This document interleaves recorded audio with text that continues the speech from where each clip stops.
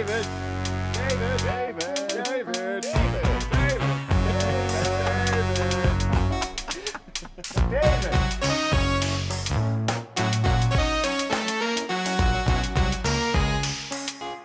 Hello, Dad and Sons. Why you just went, God damn it. there? Hello, Dad and Sons. Coming to you from the news. Hello, Dad and Sons. This is George. How can we help? Wait, is that? God damn, yes, that was it. That's the intro. Well, there you go. That's your answer to the question? Well, what's the question? I didn't It's get how the can we? It's how can we help? I posted it in Discord. Wait a second, because this is really funny, because you posted the question, and it sounds like Matt completely missed it, because Matt's response underneath was syrup sandwiches. I thought that was your answer to the question. I was talking about Kendrick Lamar. I honestly thought that was his answer as well. God fucking it. Okay, I'm gonna do it now. We've been at this for like 5 minutes. This is the intro. What do you want about? This is the intro, man. This is Hello, this is Dad and Sons. I'm George. How can we help? A better gag than syrup sandwiches, please. One better gag than syrup sandwiches. Is that correct? Is your order here? I have to ask, sir. Are you dissatisfied with the service or the products here at Dad and Sons? Are you asking for a replacement? Is that it? Well, no, because the original thing I had was amazing. Sorry, sir. Can you what was that original order? The syrup sandwiches. Syrup sandwiches. Okay, so let me get this correct. Would you like another order of syrup sandwiches, sir, or is it another item on our menu of services and goods that we offer here at Dad and Sons? Actually, can you get me some extended time on the Dragon Ball Z FighterZ beta, please? Is that okay? Can you do that? Extended time on talking about video games. Okay, you got it. Matt, is there something you would like here? Oh God, I'm not gonna get tipped, am I? I want some more anime, to be honest. You guys don't talk too much about anime. Oh, great. I want some more anime. Because I am a lonely man. We got one of those customers. I need some Matt, other guys. Other caller online too. Can I ask you a question? Yes. As a lonely guy, have you happened to take up a muscular, naked, buff boys Craigslist recently? Oh, about that. So I didn't read the fine line there. There was another paragraph that said that we're not interested in anyone who doesn't want to participate in the nudeness. And I thought I could just be there. I wanted to ask. All right, so if I were to move in and participate, I was wondering how can I spruce up, the decorations. Yeah, the decorations. Should I get like a Easter egg, decorations basket thing, and like an start elephant paint? thong? No, just kind of paint. My eggs. Do you manscape? Is that a start? Yeah, manscape. Sounds more like an egg hunt. I don't know if they'll be able to find them in the bushes. Well, it's not much of an egg hunt when there's like 4 dudes completely naked already. There's plenty of eggs going about. It looks like. Well, I'm not quite built yet, so I want their attention somewhere else. Yeah, yet. I know those the inevitability. Just wait till the end of summer. just you wait. Matt visual, more like Matt visually pleasing surprise. Oh, I like that. Yeah. Visually pleasing. That's what I'm gonna change my name to. It's funny because we're only in January, but I can almost guarantee that advertisement will still be up by the summer anyway. Oh, no. No one wants to participate. I mean, it's Marietta. I mean, Well, no, I guess Mary. It's more where. No, it's not. It's not Midtown. It's not Midtown. Midtown is a little bit different. Midtown. Oh, that ad would have been answered in an hour. You know, by someone totally willing, if not enthusiastic, to hang around the house naked. Yeah, with their dudes. And it wouldn't just be in the morning and bedtime. It'll be you could have pizza at supper too. So, like we mentioned on the last podcast, you would definitely be recording a couple of the episodes naked, wouldn't you? Oh, yes, absolutely. Absolutely. Hopefully, I have a leather chair, so hopefully I don't, like, stick to my chair. Oh, what? So, like, you don't care about poop articles when you're playing your Wii U in the bathroom, but when a naked dude sits on the couch, suddenly it's World War III? No, I just don't want to stick to the chair. That hurts. That's painful. Oh, yeah. You mean, like, the peel, the peel effect? Yeah. When you're like, oh, I know this is going to hurt. Yeah. You kind of got like, go slow so you're not all, like, clammy and I say rip you it don't off have like a scrape. Yeah. Ugh. Just like tip the chair over and just fall off. Let gravity do it for you. You know. There's like still some hairs stuck on it behind that just like tore out. The visual. Matt visual. God damn it. So I've been playing a lot of Switch. Oh, have you? Welcome to the club. I'm surprised the dynamics here. The first-party Nintendo console of the now is not the first-party Nintendo game machine, or at least for me, it like turned into a indie game machine. Dude, why do you think it's been so successful? There's so many good ports of indie games. I've been playing the Stardew Valley one, and I'm surprised by how the porting method these days is really close to the PC version. Like, you can actually click an option in the menu that says turn off controller style menus, and you're just all of a sudden floating a cursor around the screen with the analog stick that you left click and right click on stuff with. I'm surprised to hear you say that, because from what I've heard or read is that the Switch port is actually pretty bad. Yeah, it's not great. Version? It's real quick and dirty, and you can tell that it's real close to the PC version without a lot of Switch-specific changes to make. Yeah, I'm sorry, I didn't mean to like sound super hyper complimentary of it so much as it was just like an interesting observation. Okay. I think it's like interesting for a sign of things to come for other indie games where this kind of control scheme might make more sense, but for Stardew Valley, it's such a point-and-click driven interface in the first place that the control-style menus they made for it feel really, really awkward and off. But it almost basically is what would happen if you plugged a controller into your computer and started playing Stardew Valley. Like, there are menu items where there will be menu items that are out of reach if they're like a weird diagonal or perpendicular compared to the menu items you already have highlighted, because the like smart menu selection snapping system apparently is unable to translate your analog stick movements into the highlighting action that you need to get done on these menus, because they were built to be point and clicked on with the mouse. And I've actually had to go into the options at least once so far, and I played it for like 30 goddamn hours over the past couple weeks. Yeah, I really got sucked into it, and so far I've at least once had to turn off the controller style scheme to unlock the mouse cursor just to be able to hit something that's been floating off to a diagonal of the menu. But wait, yeah, how do you use the mouse? Touch? No, it's analog stick controlled. Oh. You use it like a cursor in a bad console port of an RTS game. Is it kind of slow, like a typical, like the PlayStation 4 cursor? Oh, yeah.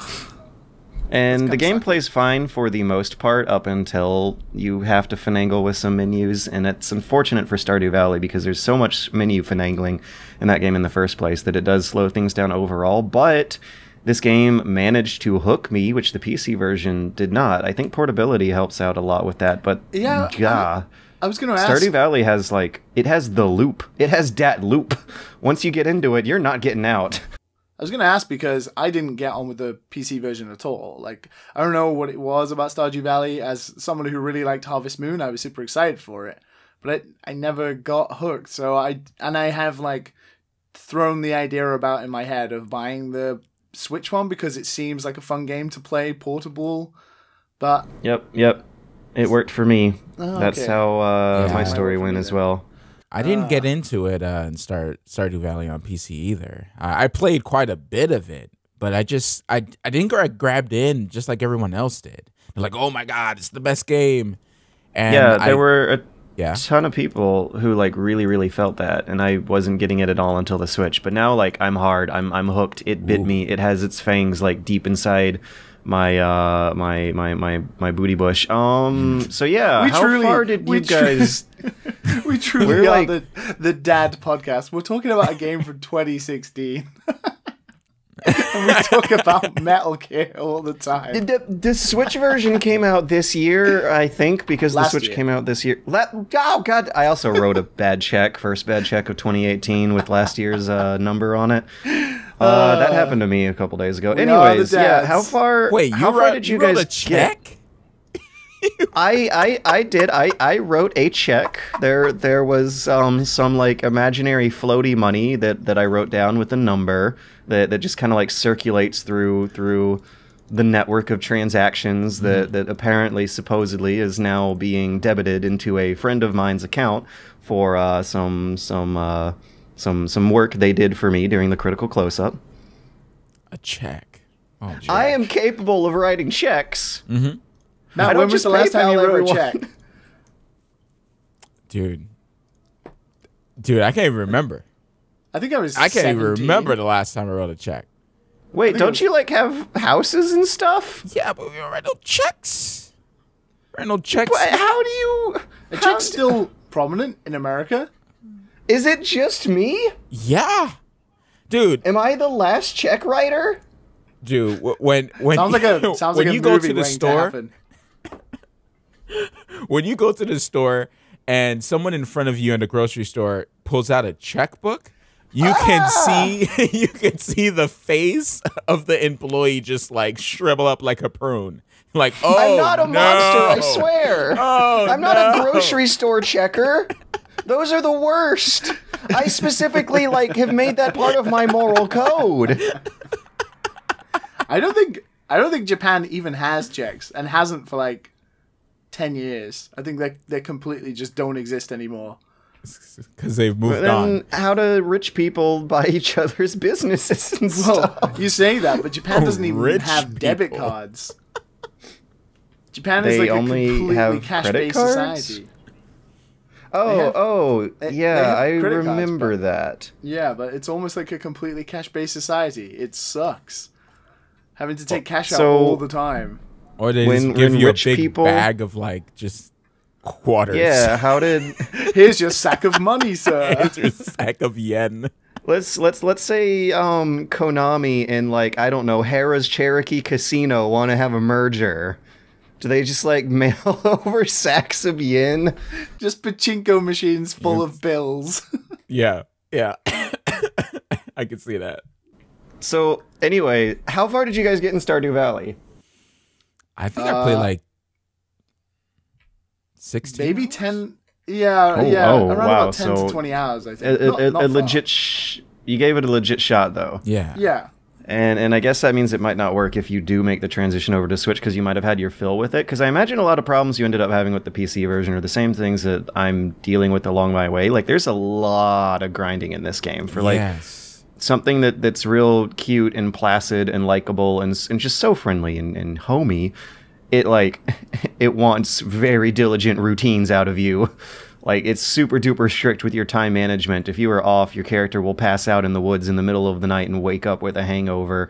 If you, like, spend enough time in the mine outside of town to, like, chip away at one block of rocks for some more, that one block will make the difference between a pleasant weekend and a, like, college freshman bender party aftermath. There's, like, a lot of hidden mechanics. And,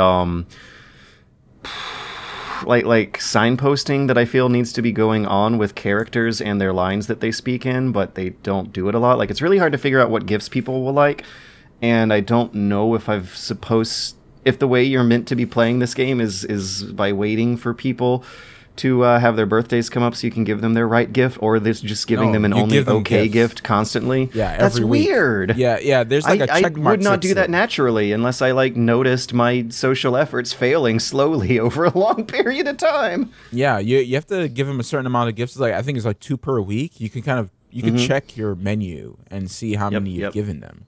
And they got a checklist. There's good gifts and there's middle gifts and then there's like bad gifts that make you go like backwards. Real life. Yeah.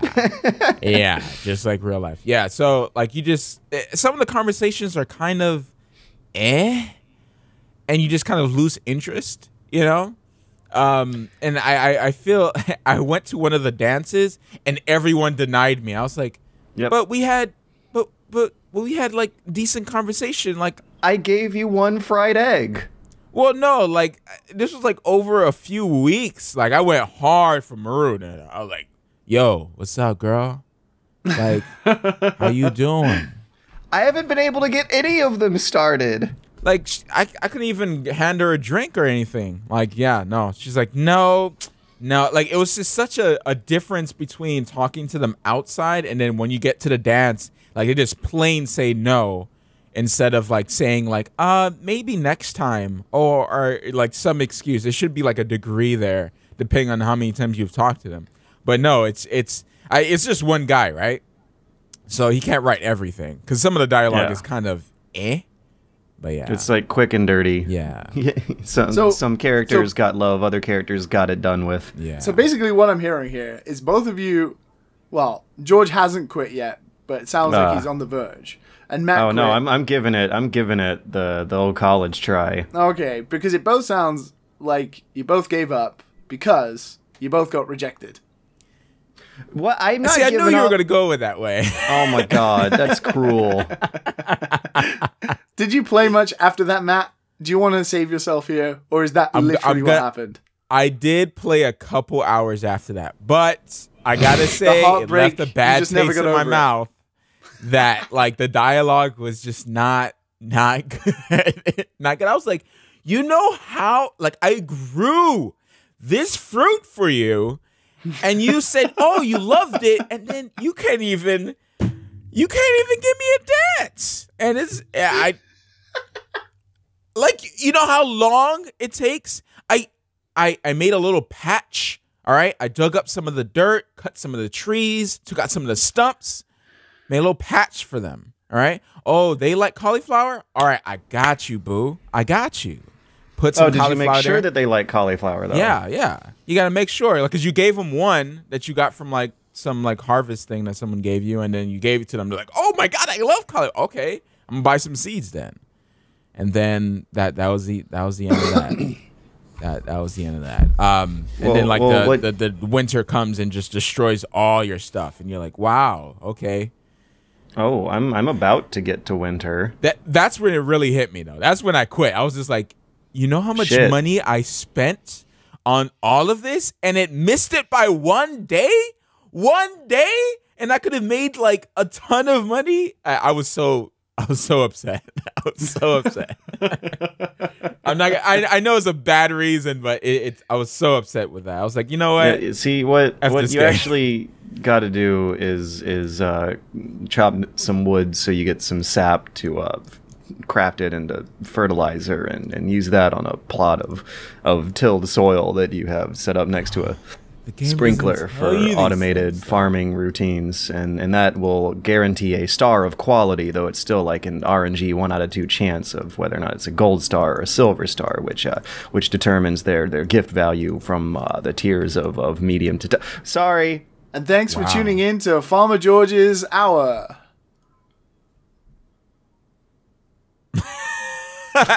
You went robotic when you said that. It sounded so See, that's going to sound naturally to the listeners, but to us it sounded like you just turned into an evil robot lord, and it was pretty cool.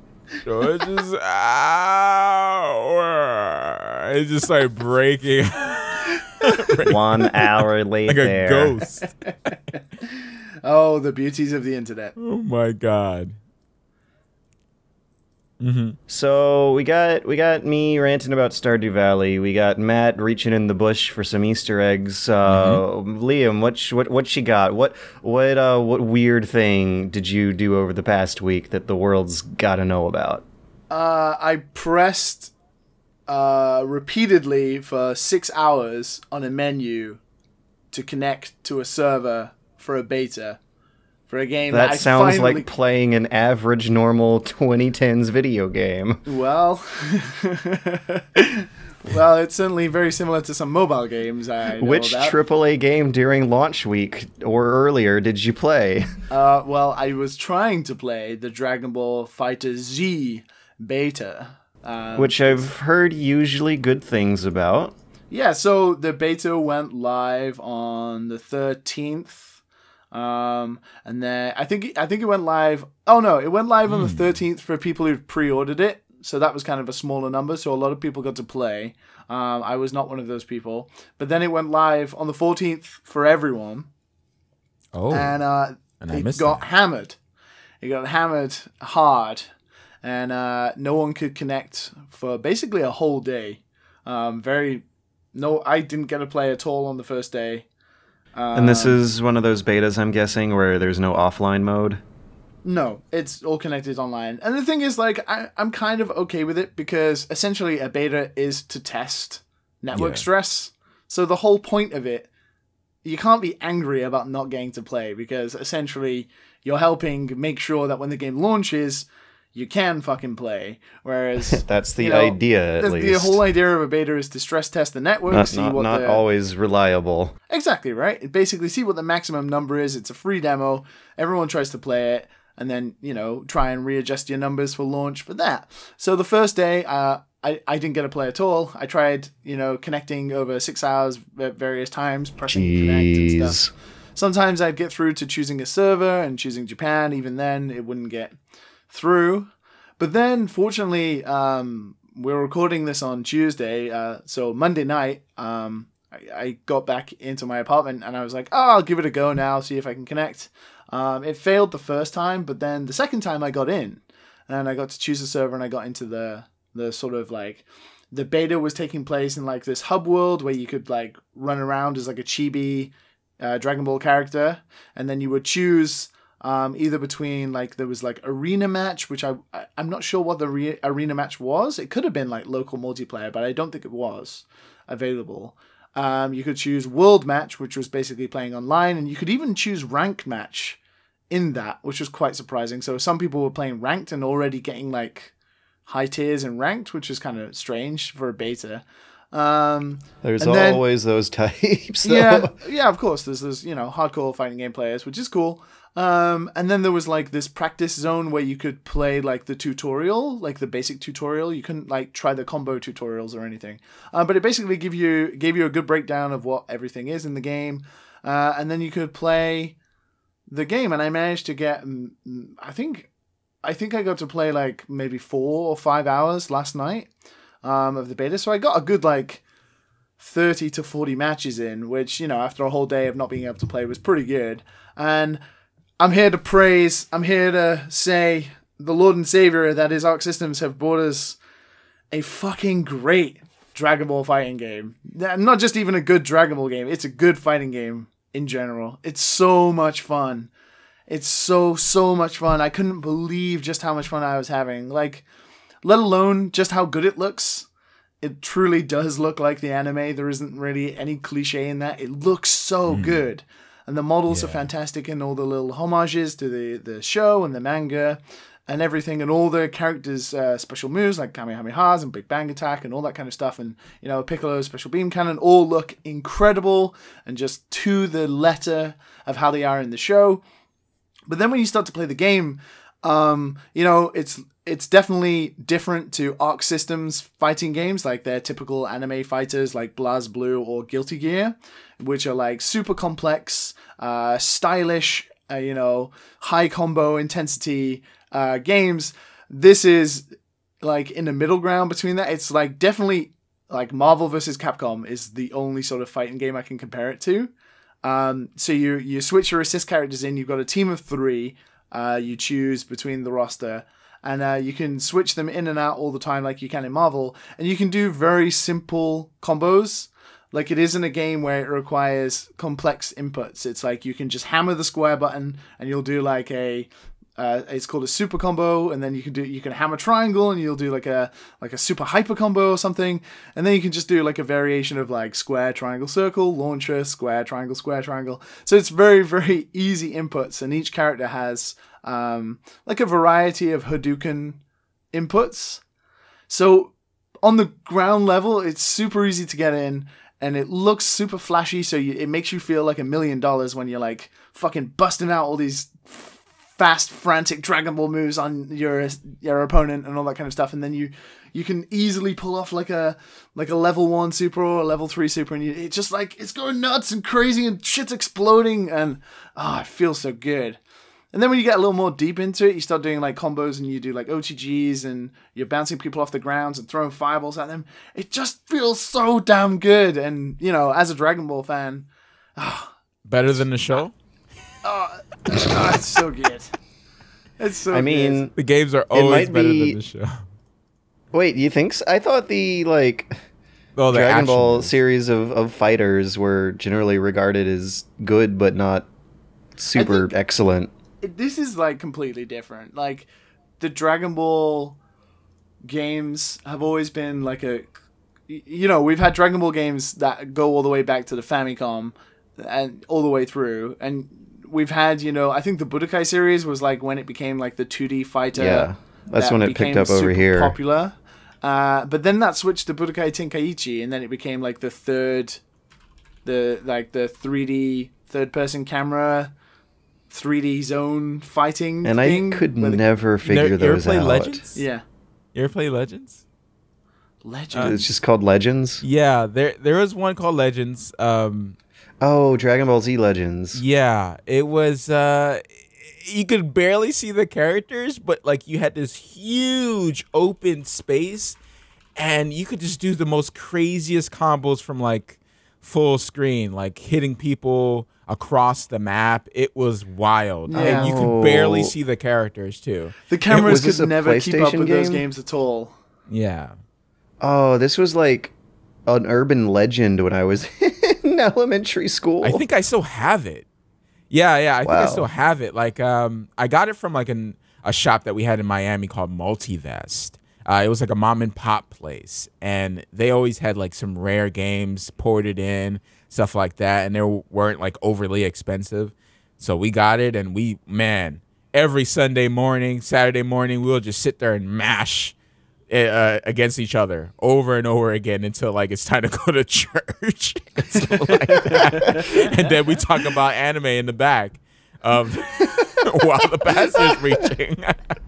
Yeah, right. That's what I remember about Legends. Legends was fun. I should. So then, Yeah. we had like, there was like the Raging Blast, which is not that great. And then the Xenoverse series was like when it had like a resurgence in popularity. I think those games were pretty good. I haven't played the second one, but the first one was okay.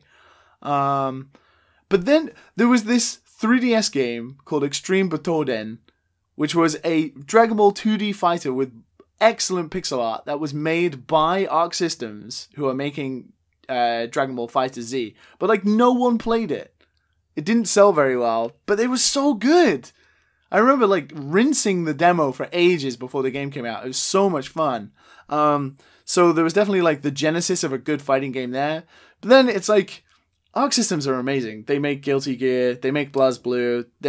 They know how to make a good fighter. And now like not only have they made like a very good Dragon Ball game in terms of like if you're a fan of the show, you'll notice all the little tidbits of like the homages and like the way the animations work. Like when Trunks does his like fucking ninjutsu, fucking waving his arms back and forth is like perfect in time with the show and stuff like that.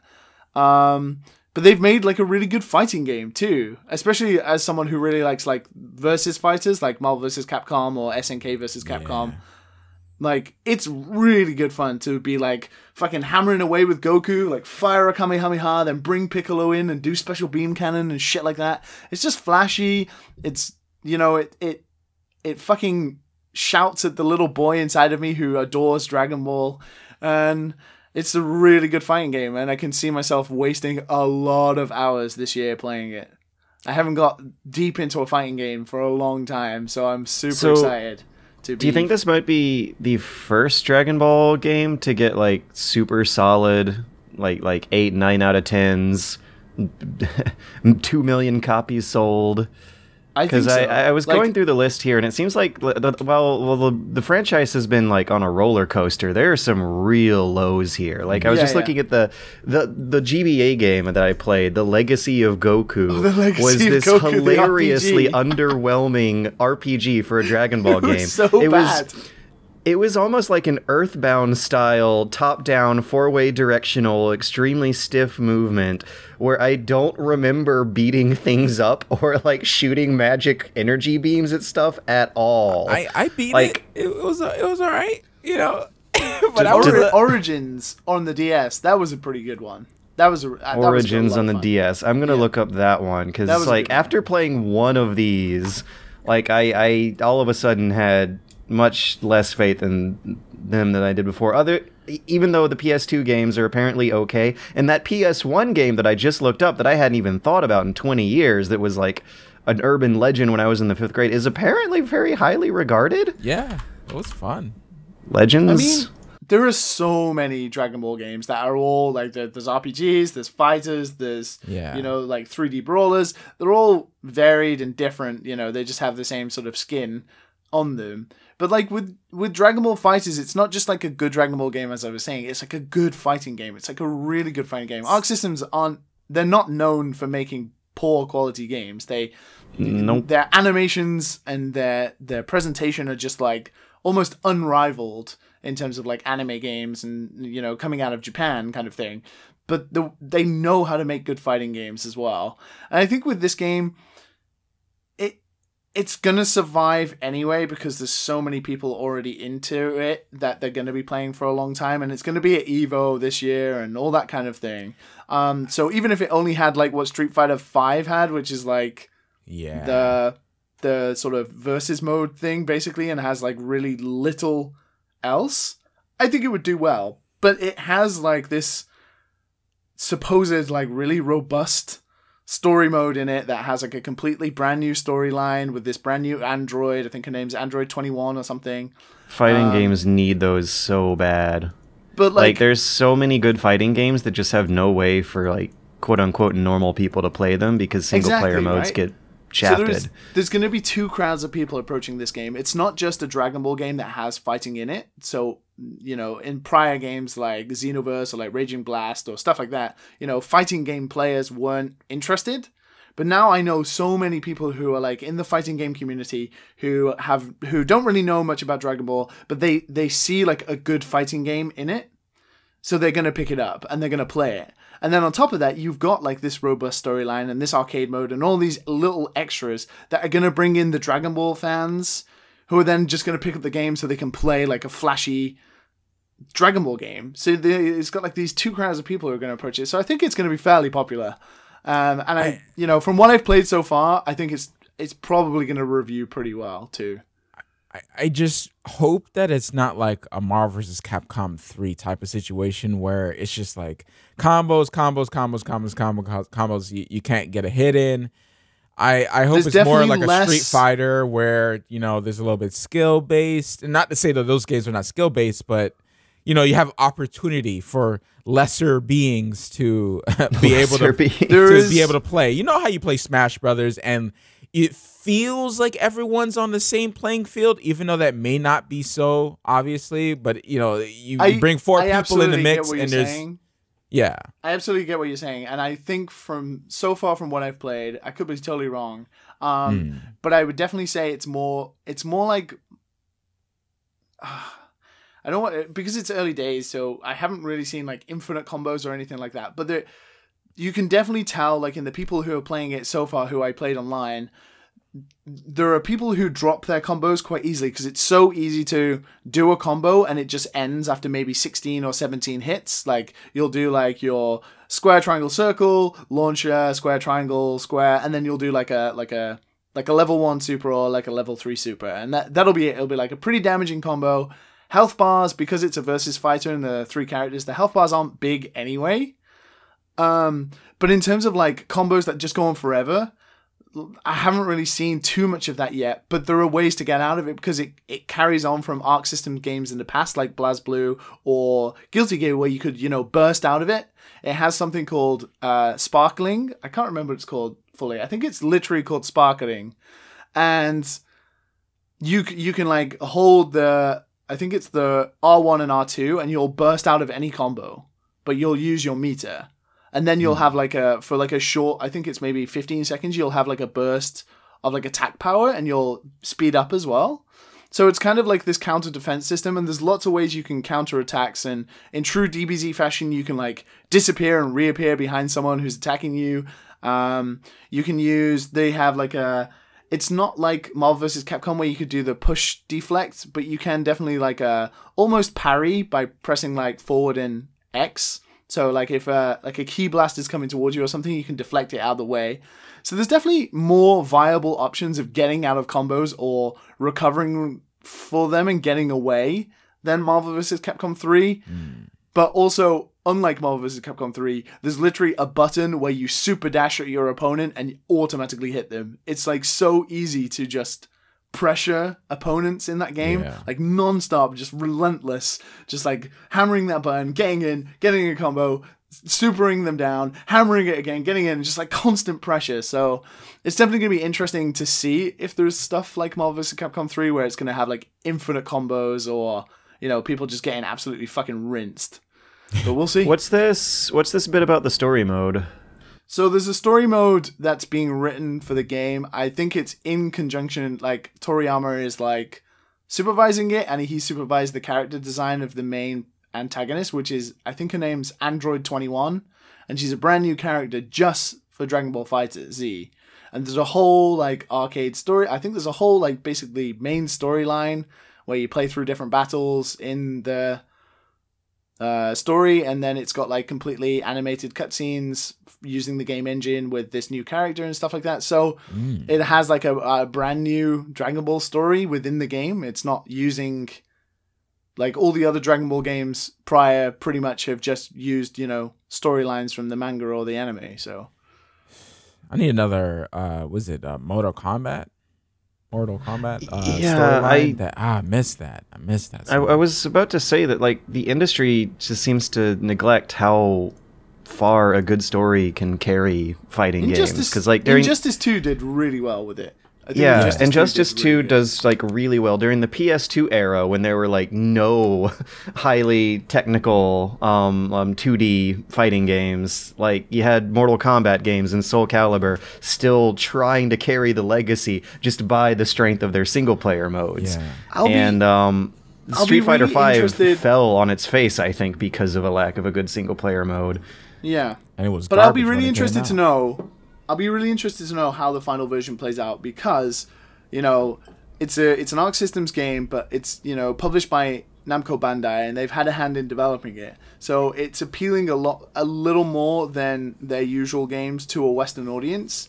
And if you've played like Guilty Gear or BlazBlue and you've ever gone through the story modes in those games, they're basically just text boxes and text boxes and text boxes upon text boxes upon text fucking boxes. Yeah, and I don't think anyone likes that. It's weird because Japanese players really do, and usually if you read them, the text is actually pretty good. And, the storylines, they're kind of okay, and the quips their characters have is fine, but it's like a fighting game with text boxes. It's like a visual novel that you do fighting in between, which is fine if that's the way you like being told a story. But it does seem with this game, there is definitely way less of that compared to like Guilty Gear or BlazBlue, and there's a lot more animated cutscenes in this one. But I don't know until the final game comes out. But I'm hoping, here's hoping. But god damn, it's so good. I want to play it now. It's really unfair. It's just that, like, with a license like this, and with a super high-quality team like this, and with what looks, indeed, like super high-quality gameplay, with a borderline mainstream franchise, probably not so much as during, like, the mid-2000s, when Dragon Ball Z was really huge, but it's still a like, mainstream recognized name. And if they could, like, nail single-player content, like, they could have a huge system seller game on their hands. I think it's going to sell a lot, and especially, as you said, yeah, if the story mode is decent, like, even if it's just decent, and it has, like, it has a brand new Dragon Ball storyline in it that's even, like, remotely as interesting as Super is, because, I mean, I'm hooked on Super as it is, so they don't have to do much with those characters, as long as they put all their fancy Dragon Ball effects on it, it'll work. So, why not add more story DLC in the future, or something like that? So, it's got potential, and the roster's pretty DLC. big as is. With more DLC characters in the future, I think it'll last a long time. Yeah, and I was also watching some gameplay footage in the background when we were talking about that. I fucking love how they like kind of deliberately stop the frames during the specials to make it look like an old anime where they didn't want to draw extra frames. Oh, it's like so good. Like, yeah, the screen pausing full screen specials like have a limited frame rate by design. It's real cute. There are like little nods into it that I don't know if they're purposeful or not, but stuff like where you'll do like a certain move and it'll cut to like a quick camera motion where it'll zoom in and you'll watch the animation of the attack being played out, whether it's like a super or like a Kamehameha or something like that, and it'll cut to zooming in and both players will briefly stop, but it gives you like respite. It allows you to like refocus. It almost gives you like a breather in the game, so then you like once both players sort of bounce back off each other and stand, it's like you're ready to fight again. I don't know whether it's on purpose or to look flashy or not, but it definitely like makes me feel better when I'm playing it. I don't feel like I'm button mashing all over the place because I'm panicking because someone's attacking me. Whereas like if they attack me and the animation plays, it gives me like a quick like refocus, which I really like actually. I'm going to post you guys a screenshot, and I'm going to try to describe it to the listeners as best I can. I've been watching some gameplay while you've been talking, and I spotted a frame in the background where during one of Vegeta's full screen specials, they actually kind of just straight up transformed their... Yeah, there it is. They just like straight up Control-T transform tooled the size of his fist to be bigger than usual for just one particular frame of this animation, just to make it look really freaking cool.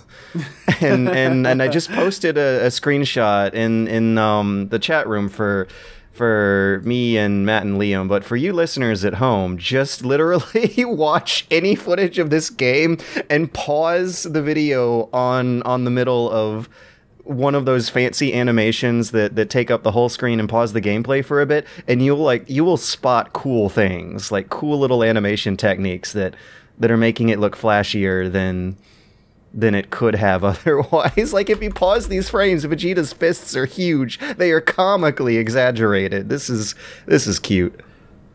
It's anime, isn't it? They're standing shit.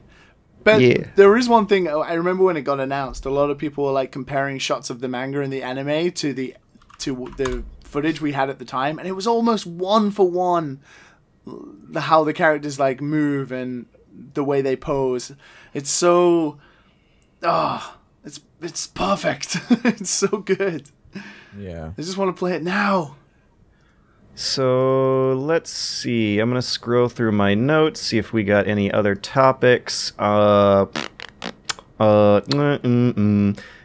So there's one last game I want to talk about before we hit the break, and then the news and a bunch of questions. But if you guys have anything else, if you guys have anything you want to throw in before we start like mashing our emotion buttons for the news section, throw it now. Netflix, no chill. Watch Master of None.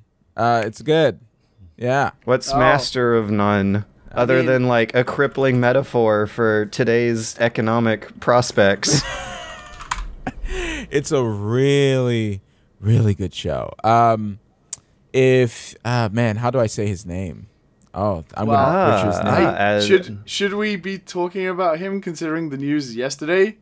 Wait, what? Seriously? What news I don't want to be that guy. Oh no! Oh no! I don't want to be that guy. Oh no! The timing of that. No one is safe. It was so let funny. me highlight the celebrity in trouble in question and hit to news. Oh, yeah. Never mind. Ansari? Is that how you say his name? Misconduct claim. Yeah. It's still a good show, but I guess don't watch it now. Well, I don't know. Let's see. Allegations of sexual impropriety detailed in a story published saying in a statement that his encounter was completely consensual. In a piece published Saturday, the 23-year-old photographer described a date with the comic that allegedly ended with him forcefully kissing her in his apartment and trying to have sex with her repeatedly. She told the outlet that it was painful watching Ansari accept his Golden Globe last week while wearing a pin in support of combating sexual harassment. I believe that I was taken advantage of. I was not listened to and ignored. Aziz, yeah, I don't know. I don't know, well, Aziz. What did you do, Aziz? What did you do, man? Let's see what we got around later. Aziz Ansari responds to misconduct claim. Okay. Yeah, just saying in a statement that the encounter was by all indications completely consensual. So hey, how's Master of None? It's a really good series showing like human emotions and what like, you know, what people go through in a relationship, you know, not like very TV-ish relationship, but like real relationship. And he did a really, really good job. But it sucks that this is going on. So I think he wanted. I can't tell if this is the most meta way of segueing into our next news topic. Yeah. Anyways, well, I think I don't know. I'm reading through like a piece in the New York Times now about how the allegation game might not be as high stakes as it was a few weeks ago, but I'll get into that later as I skim this article. And in the meantime, what else was Master of None about?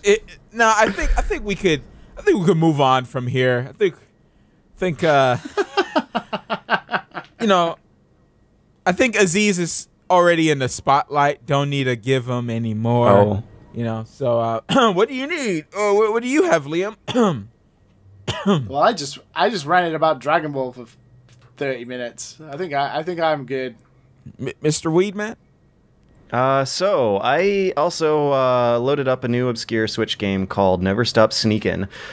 This is a parody game by a studio that has hired out the voice acting talents of Aaron Hansen, aka Ego Raptor. I was expecting one of the few apparently really difficult to pull off Colonel Roy Campbell impersonations. It's not quite the case. The character still is like fun. It's pixel. I almost want to say pixel art. It's an unfiltered, textured, low poly PS1 looking style, except with an actual Z buffer, so you don't see everyone's polygons tremble and wave around like you do on actual 3D PS1 games.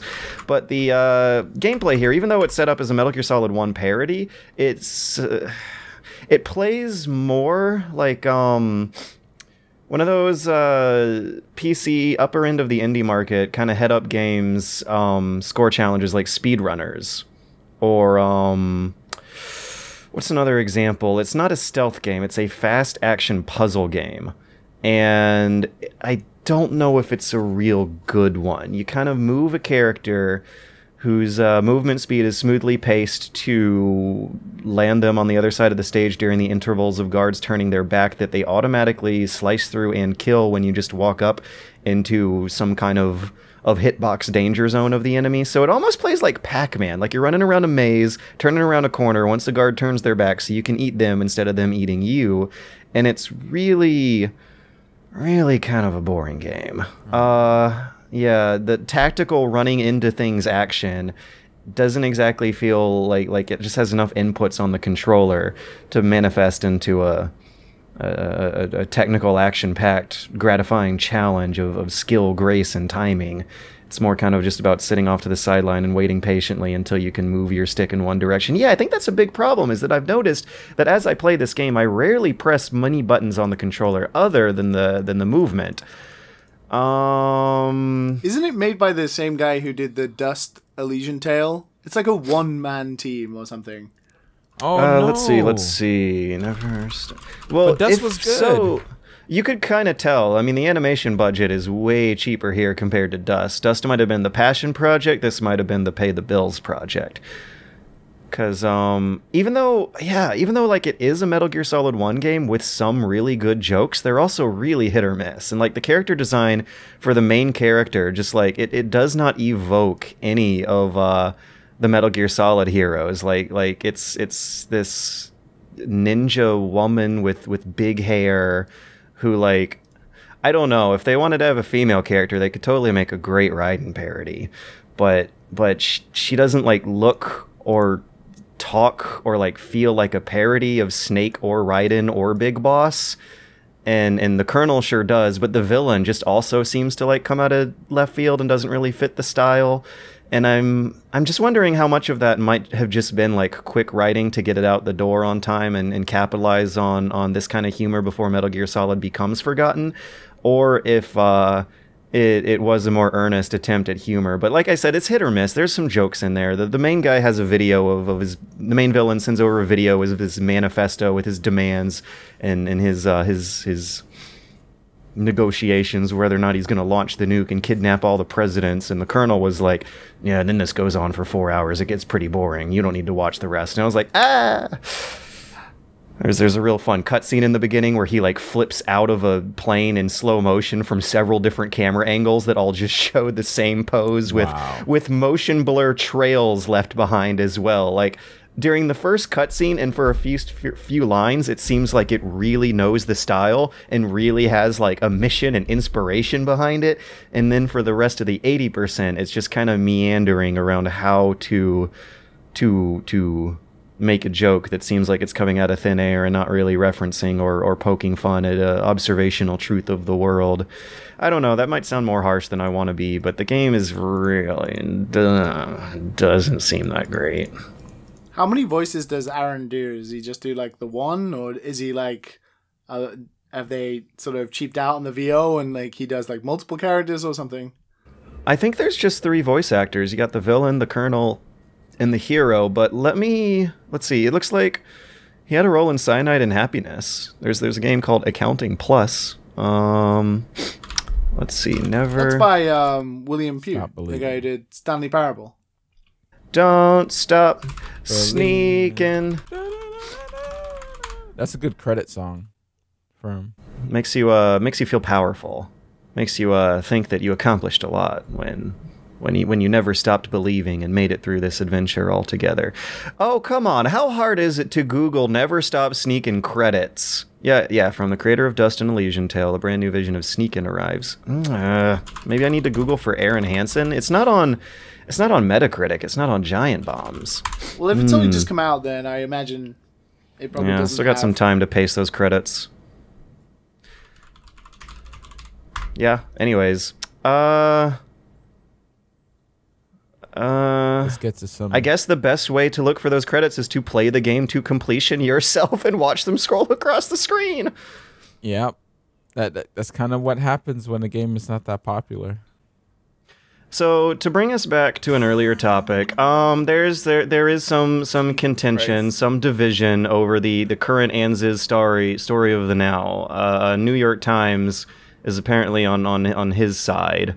The publications that originally broke the story are on her side, and there's arguments over how severe the allegations really were, which is a discussion that we are gonna reluctantly, beautifully, train-wreckedly gonna have to get into after this break. I don't think train-wreckedly is an adjective. No, an adverb. That's what I would be looking for. What is the adverb form of to train wreck? I'm going to ask Twitter. David. David Cage. Dear Twitter, what is the adverb word for to make a train wreck? All right. Let's see what they say. Something's coming up the plumbing, poor Luigi's in a bind. Giant turtles out to get him, creepy crabs are right behind. Fighter flies, cheaper shites, they're all coming out the pipes. Mario where are you? It's Atari Mario Brothers with Mario from Donkey Kong, his brother Luigi, and lots of crazy creatures. And it's twice the fun when two play at once, because you need all the help you can get. Mario, where are you? Mario Brothers, new from Atari. Hello. Hello. David. Hello, and welcome back David. to the David and Sons Jason. podcast, David. where we're going to be talking about some very, very juicy, gossipy allegations that have been spread out from concerned employees who feel that they have been employed by and coerced by and had to work with someone who they have gradually come to conclude is a very distasteful, unsavory person to be around. Now, I think it's important to keep in mind the stakes here. That this story in particular, I believe, as I scroll through these allegations, none of them refer to anything that's illegal so much as it's more about a workplace environment that has been revealed to be juvenile and childish and unprofessional. Allegations do include some actions and words that I'm sure many could argue could constitute as sexual harassment. There's well, I don't know if I don't know. Might want to rewind a bit. Let me actually just get into it and describe them by themselves. Here we go. Cage is also accused of lack of consideration for female colleagues and of making insistent dirty jokes, smutty remarks in the presence of his wife, and inappropriate remarks about actresses in his games. I don't know, around his wife. Smutty remarks in the presence of his wife. Wow. So it sounds like hands were off, but words were freely thrown around. And inappropriate remarks about actresses in his games. You could totally believe that. Have you ever played a David Cage game? It gets really, really weirdly Shower obsessive with scenes. exploring what's Ellen Page? Ellen Page, that's her name. Yeah. Of kind of exploring this collaborating actress he's working with. It's weird just to be throwing out. I know it's hey, you can't call me racist. I've got black friends. It's just Yeah. come on. Yeah. That comes from some of the original French. There's a story in Eurogamer that is translating and summing up some claims of some French articles that have been written basically on the information and rumors spread by insiders at Quantic Dream, who just basically had a lot of unflattering dirt to drop about David Cage. And for anyone who knows what David Cage is, this is fun. This is vindication. It's also not surprising. David. So, starting up from the top, we have Eurogamer saying that they've got accusations revolving around the common French greeting of air kissing when two people meet. Guillaume de Fondumer. I highly doubt I'm pronouncing that correctly, and I'm probably making a laughable nationalist parody of it. Anyways, Guillaume is I believe the right-hand man at Quantic Dream, second to David Cage. He is accused of making more contact with his Frenchy air kisses than is considered appropriate. Well, rubbing the cheeks together, they can feel his scrub. Or what's going on? Maybe he just likes to hover around the beard zone. I don't know. There's also some contention over a public folder on the company's network drives, which are full of about 600 photoshopped images presenting Quantic Dream collaborators in sexual positions adorned with homophobic or sexist slurs, or even made up to look like Nazis. See, I feel like this is the bad one, because if you're doing it internally in your office and you're sort of, I get it, photoshopping your friends in unique and compromising images. I mean, fair enough, right? But the fact that they were doing it with people they have business relationships with is could you be more stupid? Yeah, and I really have to wonder, stupid? if the line gets drawn between like making some silly Photoshop in-joke images about your coworkers at your company, like if you actually go to one of the original French articles, you can see a headline with some of the images across of them, and I don't know, by crass American standards, they look fine up until people start holding dildos and stuff. And that's when it's like, okay. I can easily imagine myself like giggling with the family with a picture of my face on some like hot hunky guy posing in the bathroom. Don't know if it's the same as a hot hunky guy holding a big dildo on a power drill. Ooh. The chunky one looks nice too. Wow, these are really good Photoshop jobs, there's a chunky I one. was literally just gonna say, they're actually pretty good Photoshops. Yeah. They're like official Quantic Dream produced Photoshops. These are professional quality Photoshops produced by a professional company of professionals. And I think that's where the gist of the story lies here. Like, it's not necessarily that this is an illegal world-shattering scoop, so much as I think this is a request for people to be more professional and adult in general. It generally usually makes people's lives easier when people stay on their best behavior in public. You know, it's a lesson a lot of people don't don't appreciate sometimes. The whole paragraph of just like judge me on my work is like the worst thing he could have said, because let's be honest, David Cage's work sucks. Well, among the work that David Cage's company has officially produced, that we should be judging him by, does apparently also include an alleged picture of a penis with farting testicles on the wall at the studio. Yeah, art. This guy got to hung out all day with Ellen Page and Willem Dafoe and broadcast his game to a screening audience at the Cannes Film Festival, and this is the professionalism and artistry and maturity of one of video gaming's current great auteurs. David the Emotional Experience Cage is also alleged to be painted as a figure hard to work with.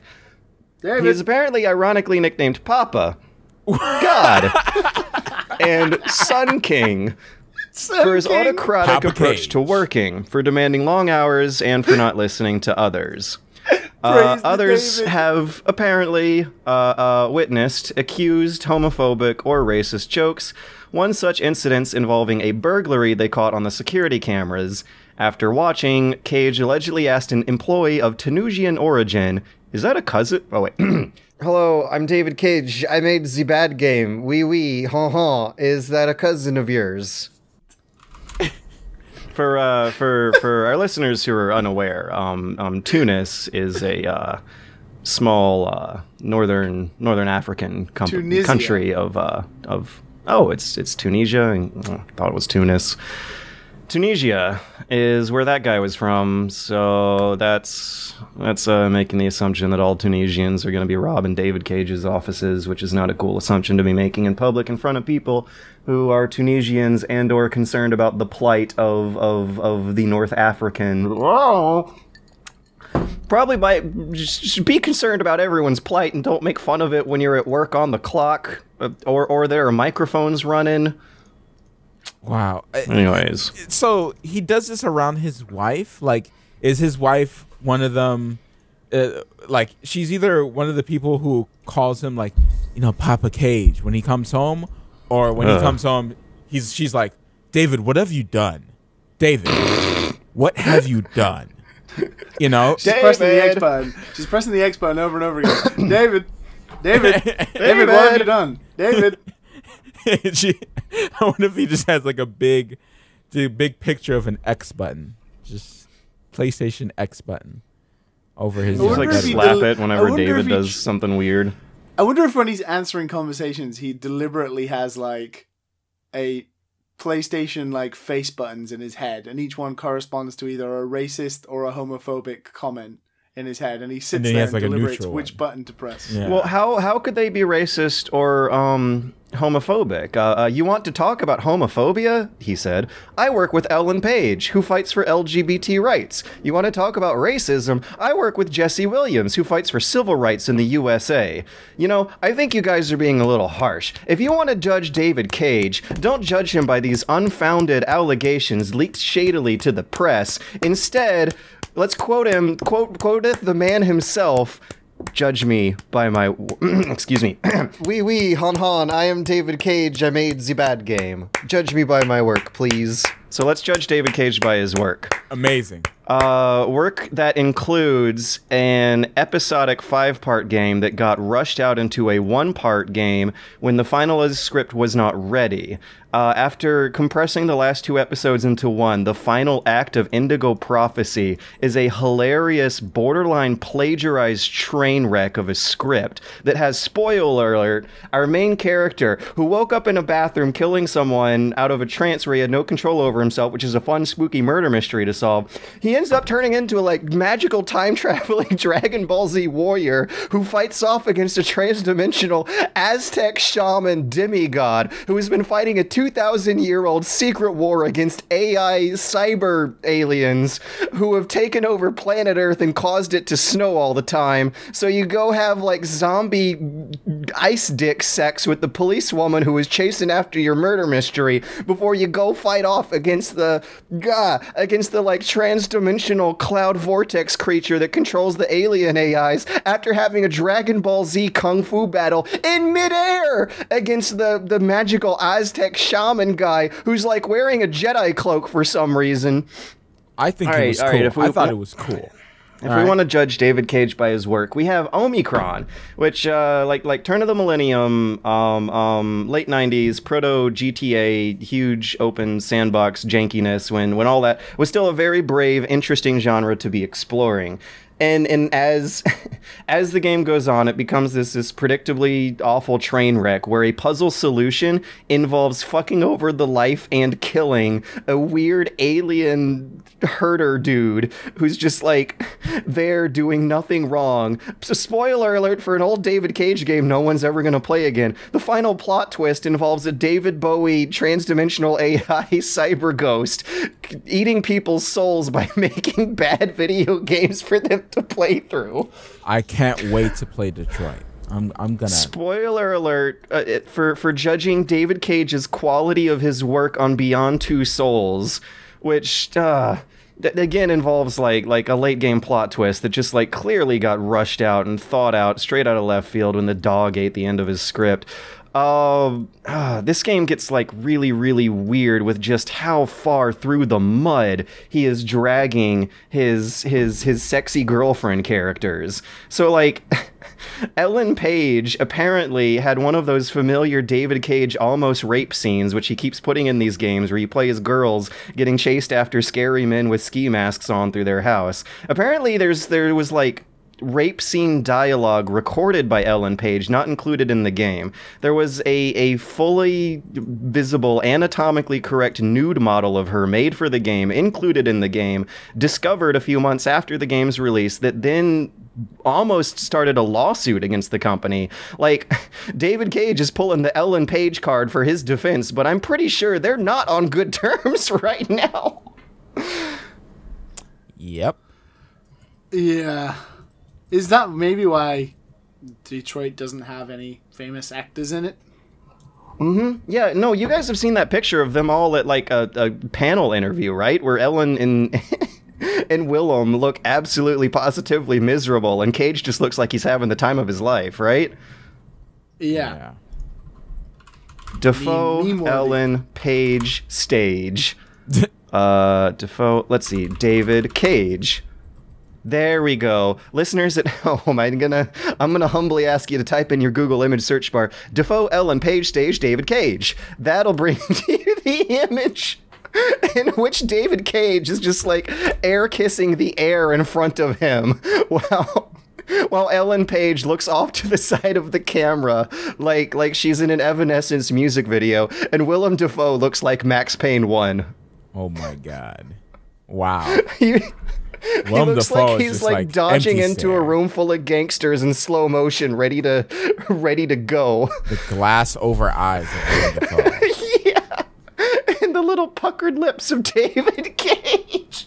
He's literally doing the like air kissing gesture. Oh, the puckered lips. Defoe, David. Ellen Page stage, David Cage. That's what you gotta search for. This would be an experience you can't get anywhere else. You guys remember when the PS2's proprietary facial animation engine, I believe that's what the tool was called the Emotion Engine? Ooh. Yeah, there's like a lot of emotions coursing through our veins here on the Dad and Sons podcast, which I believe some listeners might have felt very strongly when seeing this week's Nintendo Direct. We got a lot of new announcements, most of which flew over my head until Liam brought them up again. Because I unfortunately did not watch the Direct, I guess. I was busy playing Stardew Valley. If you know about the Nintendo Direct, then you know that they are re-releasing The World Ends With You, which is ironic. I just now got a copy of the original DS game from a friend, no less. They're doing Switch re-releases of Pokken Tournament, Hyrule Warriors. Dragon Quest Builders is getting released on the Switch, so is DK Tropical Freeze. So in addition to seeing ports of Nintendo's portable library go over, which is something people have been looking forward to, we're also seeing ports of Nintendo's Wii U library getting ported over with that Tropical Freeze, which is something people have been looking forward to. But also Dragon Quest Builders is just a damn good 8th gen like lifestyle customization crafting game that would work beautifully on the Switch. And I just now got a copy of that on PS4. Have been meaning to try it out, but I almost wish that I had waited now, because that game would probably work way better on the Switch than it would on the PS4, which I got it for. Let's see, but the big news, unless you guys want to dwell on any of those announcements. The World Ends With You is a good game. Is it? Yeah. Yes. Yes. Very good marks. Liam knows good games. I'm about to start playing the DS version. I'm excited. I really like comfy JRPGs, but like complicated pandery JRPGs feel like the worst to me. But I have faith that reviewers like pick the comfy, cute ones. Anyways, there's a Kirby game, Kirby Star Allies. Kirby's That looks pretty good. yeah, Kirby's usually good, clean, simple fun. I haven't played any of the new ones, so I don't know. They're The robot one on 3DS was really good fun. It was easy, but it was good fun. What was the woolly looking one? It had a woolly world. Epic Yarn. Epic Yarn is the cutest goddamn bullshit ever. I loved Epic Yarn for like the 2 days I played it when I did. You know you so want to get to it, ridiculously George. easy. Just let it loose. It's so low. ridiculously easy. It's true, but it's just so cute and fuzzy, and you can like feel the textures with your eyeball faces. Super Mario Odyssey DLC's getting detailed. You can play not as Luigi, but with Luigi for a few extra missions they're going to be releasing later. Mario's brother will open up access to a competitive balloon world mode where you can work to asynchronously hide balloons for other players to find, or search for balloons hidden by other players, much like a friendly downtown condo Easter egg hiding contest, where you gotta roll up your sleeves and stick your hands in some bushes to I love fluids. SNK is making another fighting game. They're doing SNK Heroines Tag Team Frenzy. If you were looking forward to seeing King of Fighter girls fight each other, it kind of looks bad. I don't know. They're doing the KOF 2014, or was it just KOF 14? George, just say it. Yeah. Just say it, George. Just do No it. Mai, no buy. Just go ahead. Where is she? Just- Oh no, Mai's there. You know, I'm thinking about doing a Mai Shiranui crossplay for next year's MagFest. Like buffing up for a year. Liam, just like making sure that everything's where I want it to be. Just the image I had in my head. It was just George with like these Chun-Li-esque thighs. And his like checkered lumberjack shirt. I'm more into the front. How you gonna do the front, George? How Punches and sit-ups. Sit-ups. Yeah, George. yeah. I also got my friend Thomas Trong. He knows all the tricks. He knows how to turn a cute boy into a cute girl. Oh. But I don't know. I don't know if I want to go with the like legit crossplay. Like, do I want to become an attractive female looking person, or do I want to like buff up and do the like hairy novelty male as a sexy fan service character cosplay, where I just like have the hair coming out? Or do I want to go like the Thomas Trong route and have like the silicone chest that like looks fine? Or am I going to want to like shave everything and slim down, or do I want to hair up and like build mass? Well, definitely shave everything. Definitely. Oh, you think so? You think that's and the the look I'd do for cosplay? Yeah. If you're gonna do a girl, you gotta shave everything, because guys are just way more hairier than girls. Well, yeah, but that can be the point. That can be like a joke for a lot of cross. Like I'm sure we've all seen like those lumberjack misties. I mean, do you want to be Georgia, or do you still want to be George? No, in just a George. Costume. Oh, okay. Yeah, just for MagFest. Oh, all right. I'll go with Georgia. I think Georgia. I think my two options are either going to be Naked Snake or Mai Shiranui. Shiranui. I think Liam, we should put this to a Twitter vote, to be fair. Twitter vote? Okay. Throw Naked Raiden in there. Yeah. Nah, I don't want to do Raiden. I don't like Raiden. That's an easy George, costume. Like, cartwheeling around. That would be great. It's an easy costume, man. All you need is your hands to, be held there, and you're good to go. Please send your cosplay suggestions for George to dadandsonspodcast@gmail.com. And also, if you could potentially do a David Cage and Photoshop his face, that would be even better. Now, how many hands do you need, George? That's the question. If you could do a one hand, then you'll still be able to, shake people's hands. Say, oh, hey, I like your Raiden cosplay. I just want to make sure they don't shake hands like the president does. Oh, sorry, I was talking about the video game, not real life. Remember when President Johnson goes for the Johnson? Right. In Metal Gear Solid 2.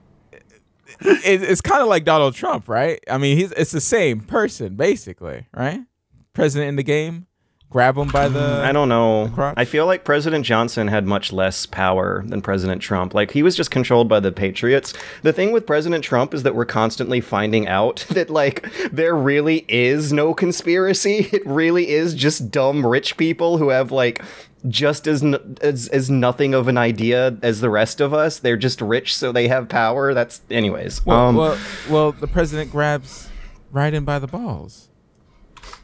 Yeah. President Johnson goes for the Johnson. 2015. Vote for me or don't. It doesn't matter because the Patriots. It's a good solid joke. So let's see. How should I pose this Twitter poll that I'm posting out here? Dark Souls remastered. May 25. Dark Souls has been remastered. Jesus Christ, it's George. Gonna happen.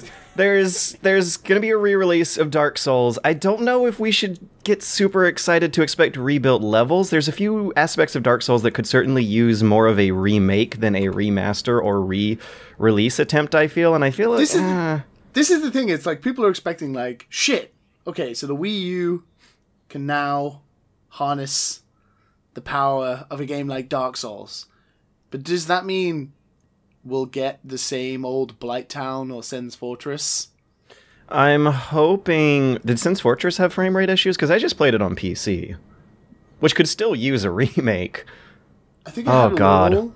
It had quite, if I remember correctly, it had a little, but, Blighttown was awful. But, if we can just have the same Dark Souls, but with, like, fixed frame rates for, like, the areas that need it, I mean, what else do we need? Like, truly. You've got Dark Souls on the Switch. It's like, holy shit. Yeah. I would replay it on the Switch. I would replay it on the Switch. It's just I think accepted truth that a remake style remake, like Resident Evil remake style remake of Dark Souls 1 is would be incredibly appreciated. I don't want to say it's sorely needed. Maybe give it a few years and it'll be sorely needed, but I don't see Dark Souls 1 aging that gracefully when stuff like Bloodborne is out. Dark Souls 1 has that issue with the cemetery that we were mentioning earlier. There's Lost Izalith, which was very, very clearly not completed by a very early level designer on the staff. Not completed, quote unquote. It did not live up to its intended potential. And I've also... I mean, I didn't realize it at the time because I didn't know how much better this method of storytelling could be done, but I also think there are better ways to get the storytelling across. Like, just like in Bloodborne, a brief 30-minute cutscene at the middle of the game in Dark Souls 1. Let's say after you...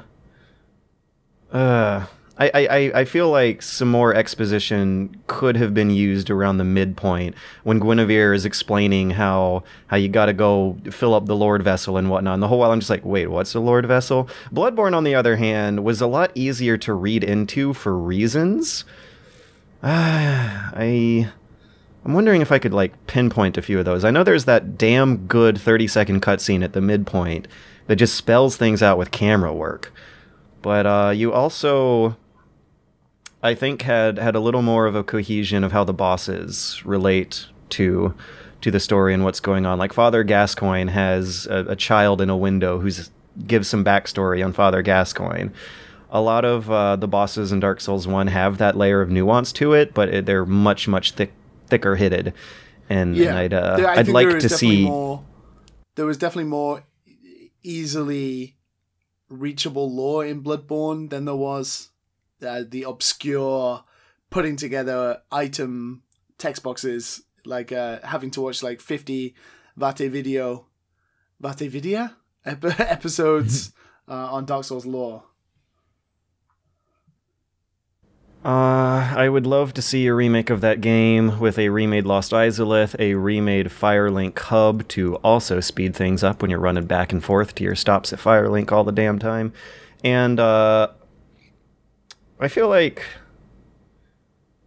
there's some rooms inside of Anor Londo that could use a lot more of a remake level of attention and detail, specifically the bedrooms that belong to the bosses, because that's where it happens. Like, that's where you find out a lot of boss sub-stories, but it's like you expecting to be reading into the placement of people's beds next to their portrait on the wall. And in Bloodborne, that would be like a little character actually saying dialogue with words. And yeah, I mean, I'm looking forward to it. I mean, I'm going to buy it again. It's reminding me that I'm also looking forward to the day of a real remake.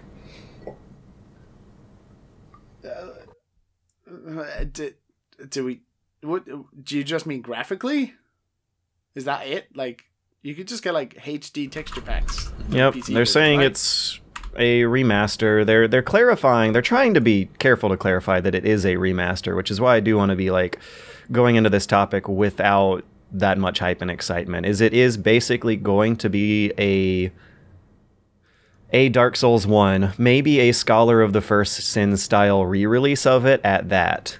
But they have clarified through a very like wonky quote that got bad translation and even bad reposting elsewhere, that it has no new Dark Souls 3 assets, which I don't necessarily know if that means that they are plugging it into the Dark Souls 3 engine and re-releasing it on that after polishing up whatever process is not automated there, or if they are just straight up re-releasing the original game on its original engine with some original assets that just get tweaked for the remaster. Do you think we'll find out over a few months the way to see, where to go when she get dropped off by the big bird? Yeah, that's why I would have looked forward to a redesigned Firelink, something to funnel new players towards the Berg instead of the cemetery. So, it won't be like, turn around and then go to the left and then go up a hill to the side. being It's kind of obscured by visibility. Yeah. Like if you look at that cliff, it looks like a sheer drop. There is a path to the left of that cliff, but a lot of times in life, when people look at cliffs, they don't see what is under or around them. Because, I mean, you could like sprint at a cliff and then just easily roll down because there was something down there to break your fall. But you probably won't know, so you'll probably break and get the hell away anyway. You guys got any... I just going back to the Stardew Valley thing again, it's like, I just want it on the Switch. Whoa. I just want it on the Switch. Like, oh yeah, that too. Every game seems almost more appealing if it's on the Switch. Can Hollow Knight be released now? Oh, we said this every podcast. Team Cherry, please, if you're listening, just hurry up. Hurry the hell up. I want to play it again.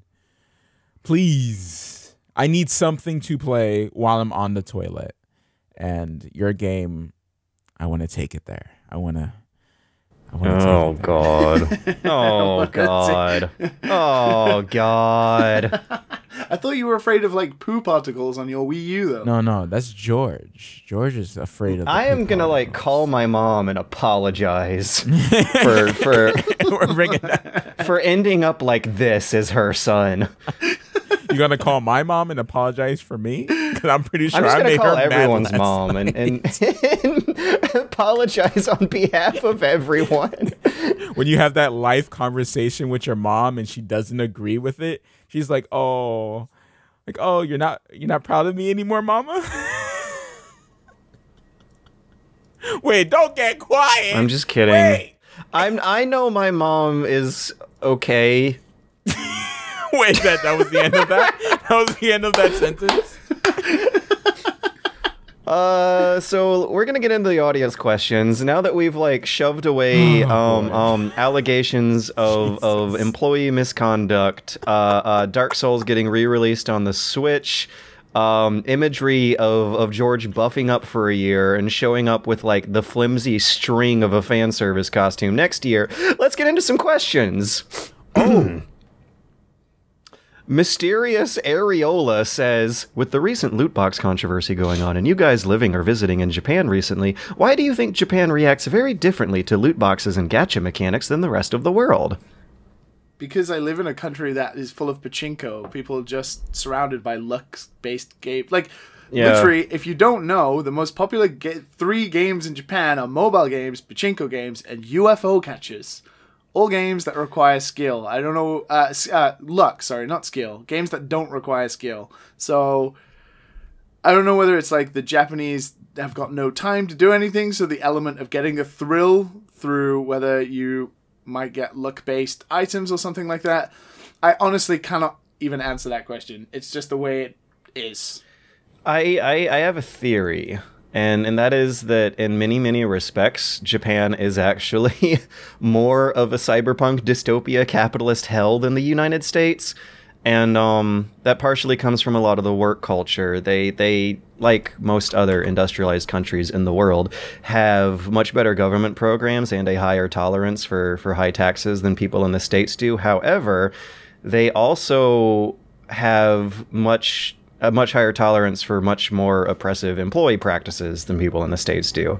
They spend a ton of time outside of their houses at work, and a lot of their money gets spent on that walk to and from work. So a lot of businesses have set up ways to normalize and reify IRL microtransactions, buying some like good or service or trinket on the walk home, which is the gacha machine.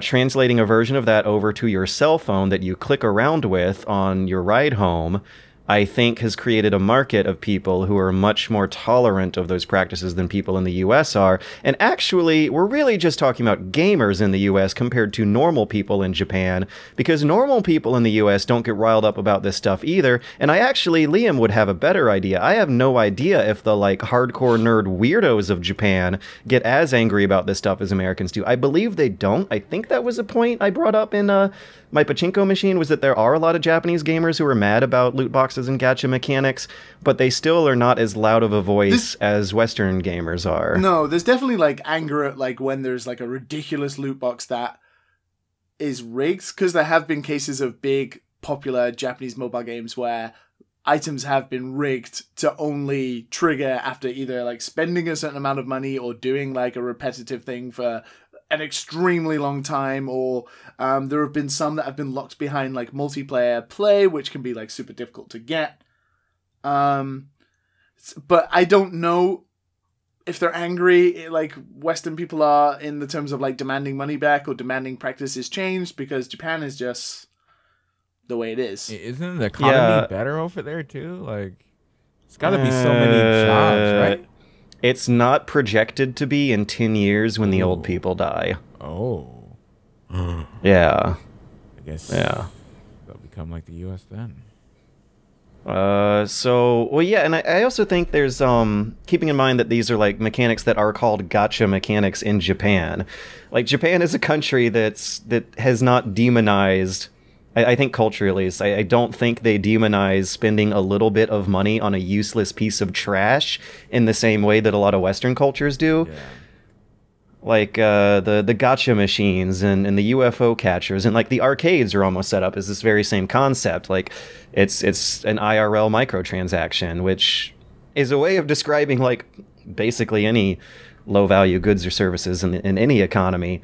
But I think that, in Japan, they have a lot of businesses that are specifically set up for this specific kind of transaction over a period of decades, and that kind of historical cultural history with those kinds of businesses makes them less controversial when you see those businesses on cell phones and whatnot.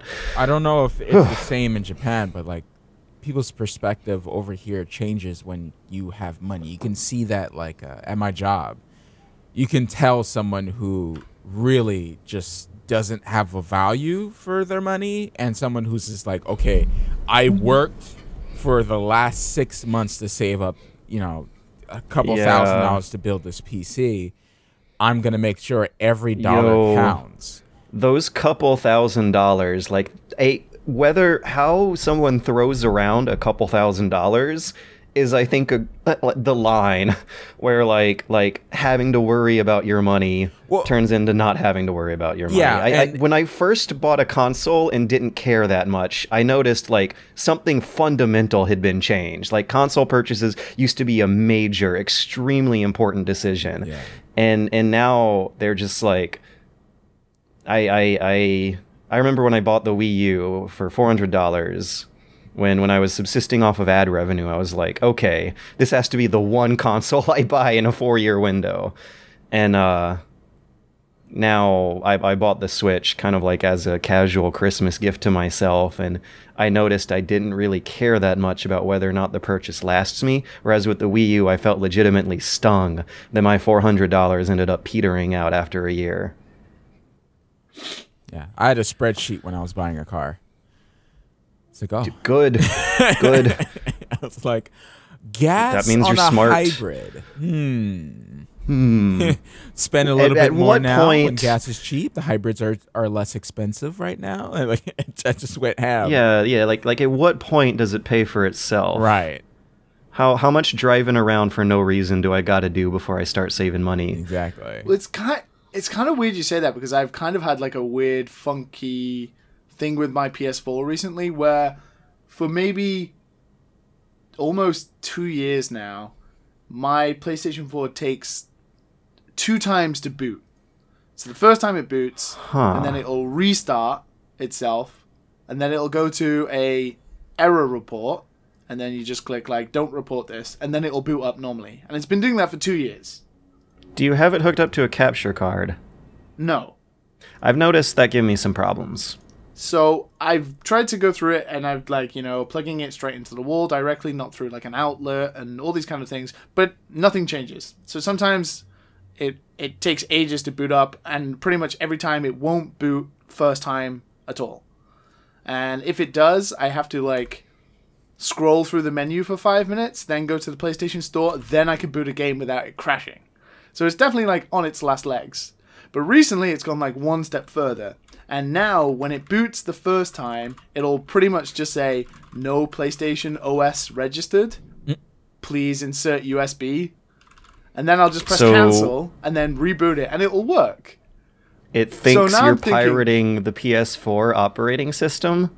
No, it's just every time it boots, it just doesn't register. It just goes whatever to the PlayStation's BIOS and just doesn't register that there's the PlayStation OS there the first time. But the second time it does, every time. It basically goes to the error report and then goes back in. So it takes like 3 boots now to turn my PlayStation 4 on. So I'm pretty much expecting that now there will come a day, hopefully after I've spent a long time playing Dragon Ball FighterZ, where my PlayStation just won't work. And I can't really afford to just buy a replacement. So I'm thinking almost like, if it does break, with the Switch being out, and that being the console I've pretty much predominantly played completely through 2017, what is there that I would buy a PlayStation 4 again for? Gotta have a Bloodborne machine. Yeah. But I can play Dark Souls on the Switch. I get your point. It's kind of a creepy thought, actually, because I've been quite happy with my PS4, but I am noticing it becoming obsoleted by other stuff fairly quickly within the past year. Like, I really hope my PlayStation 4 doesn't break before Dragon Ball FighterZ comes out, because that would just, like, I would cry. But in terms of that, I think Monster Hunter is pretty like the thing I'm looking forward to, but that'll come out on PC later in 2018. So I'm kind of just like, for the first time ever, I'm like, no! It'll be okay, actually. If it does break, I'm just like, well, I'll just carry on playing the Switch like I did last year. My PlayStation barely turned on last year. Yeah. When the guy went into my house and took my PS4 and robbed me last year, I just never bought it back because all I had. I thought my story was sad. When the guy forcibly stuck his foot inside of my doorknob. No, he. That's one way to get rid of it. Like I just never thought of just getting another one, because I was like, how many games do I want to play? I do want to play The Last Guardian, but I do want to play Final Fantasy, but it's coming out for the PC, and I really want to play it on PC. It's like, I think Persona 5 was the thing last year. Oh, that yes. held out my PlayStation. This is the thing, like, don't get me wrong, people who are listening, like, frothing at the mouth right now. The PlayStation 4 is a fucking amazing console. No, it's absolutely amazing. garbage. I mean, it's fantastic. It's a great console, but I just haven't needed to use it. Like, whatever else is on there that I want to play is kind of also on PC, apart from, like, Persona 5. Yeah. So I.L. Stern asks something for Liam. He says, I have a question for Liam following the Dragon Ball Super Talk. I'm wondering if you ever watched Team 4-Star Phenomenal, DBZ Abridged series, and what are your thoughts on it if you have? I haven't really. I've caught a few episodes in the past, and I have enjoyed them, but I've never made an effort to go back and watch all of them. What I have seen of them so far is they're pretty highly produced. I think they take, like, 6 months to make a single episode or something like that. Ridiculous. Holy cow. Like, the release schedule for those episodes is far between.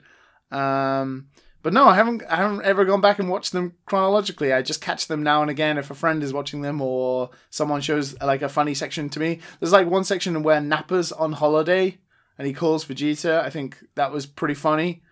But no, I have not really got into them. But I should try.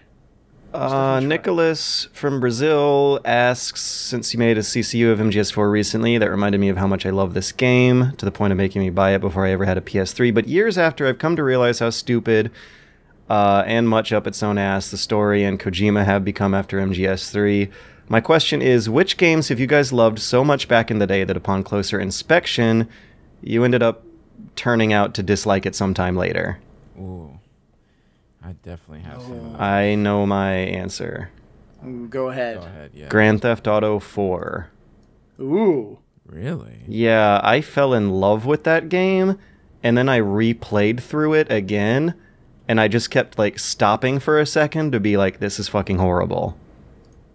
Like how there will be common enemy bad guys who won't die in the middle of gameplay with like no story cues telling you how the rules are being broken for the sake of the story, so that the rules can be broken for the sake of the story all the freaking time.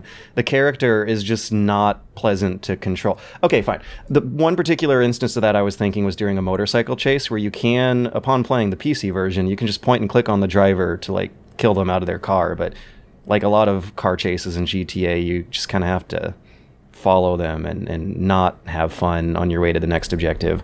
And there's very little mechanics in place for quickly retrying long-ass missions that can take something like 5 minutes of setup to get ready and get going again after you make your one mistake and lose all your progress. And also, controlling the character just feels bad.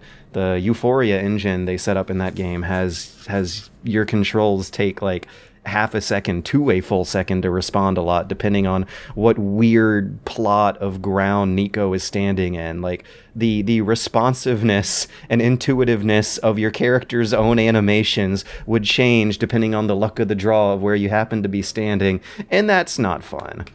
I remember people being hyped out the wazoo for that game, though. And it was like the poster boy example of this tech demo, tech fetishist rat race of a review system in place that overhypes bad games during their first 2-week honeymoon period when everyone's rushing through it and just dropping their jaws at the technology instead of actually playing it for longer sessions and being like, wait a second, there's a lot in here that seems rushed out at the last minute.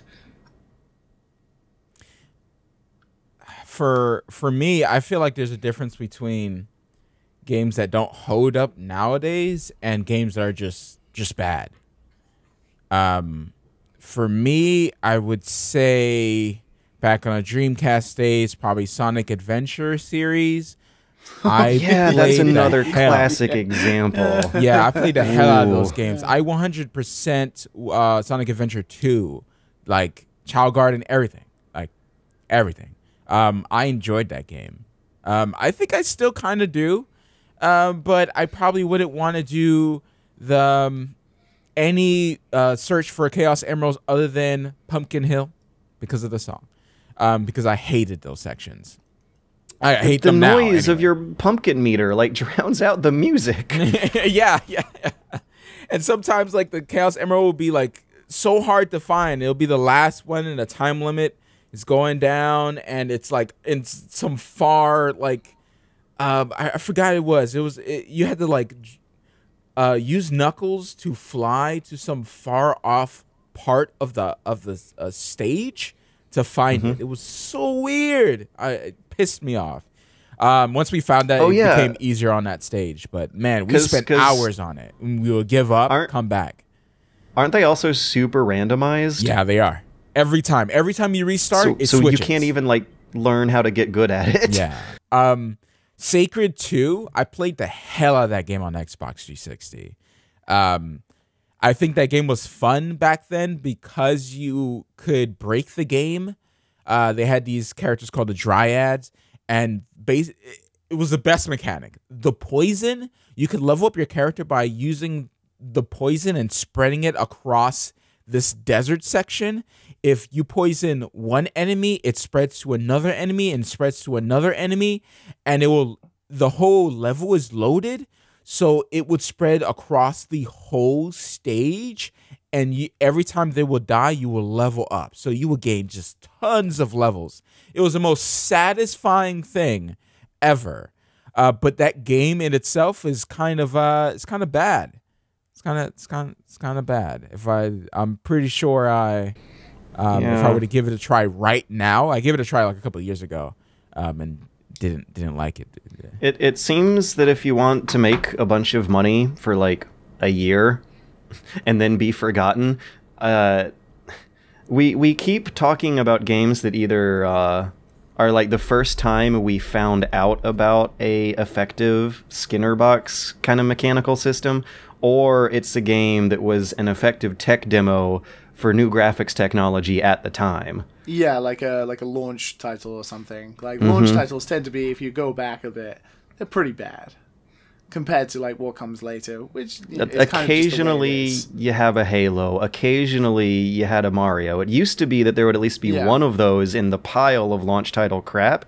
Nowadays, you're extremely lucky to have one good launch title, and it probably was not planned as a launch title. Like I'm talking about Breath of the Wild. Yeah, Bloodborne was terrible. Oh, that wasn't a launch title. Melee even wasn't a launch title. Jose P says, I'm taking my George Sucks to Japan this spring, so would you guys talk about the best recommendations for Tokyo? George and Matt Japan's videos are my travel guides now, but I would like more detail. Climb Mount Fuji if you can. Don't wear your George Sucks for that one, though. They'll probably have a hole. Yeah, climb Mount Fuji. I had a blast climbing Mount Fuji. I really enjoyed how much of a IRL Bethesda game adventure it felt like. Me and my friend organized our inventory, set a pack up for a hike for 16 hours of a day and a half of just walking uphill, dodging falling rocks on the way, and then you like stay the night in a cabin and have adventurers stew, and then you wake up the next morning and see the sunrise over the clouds from like 1,600 feet up. It's great. I always recommend Golden Guy out, and there's not many tourists around, but I would stay away from like the tourist traps. Definitely maybe get outside Tokyo a little bit.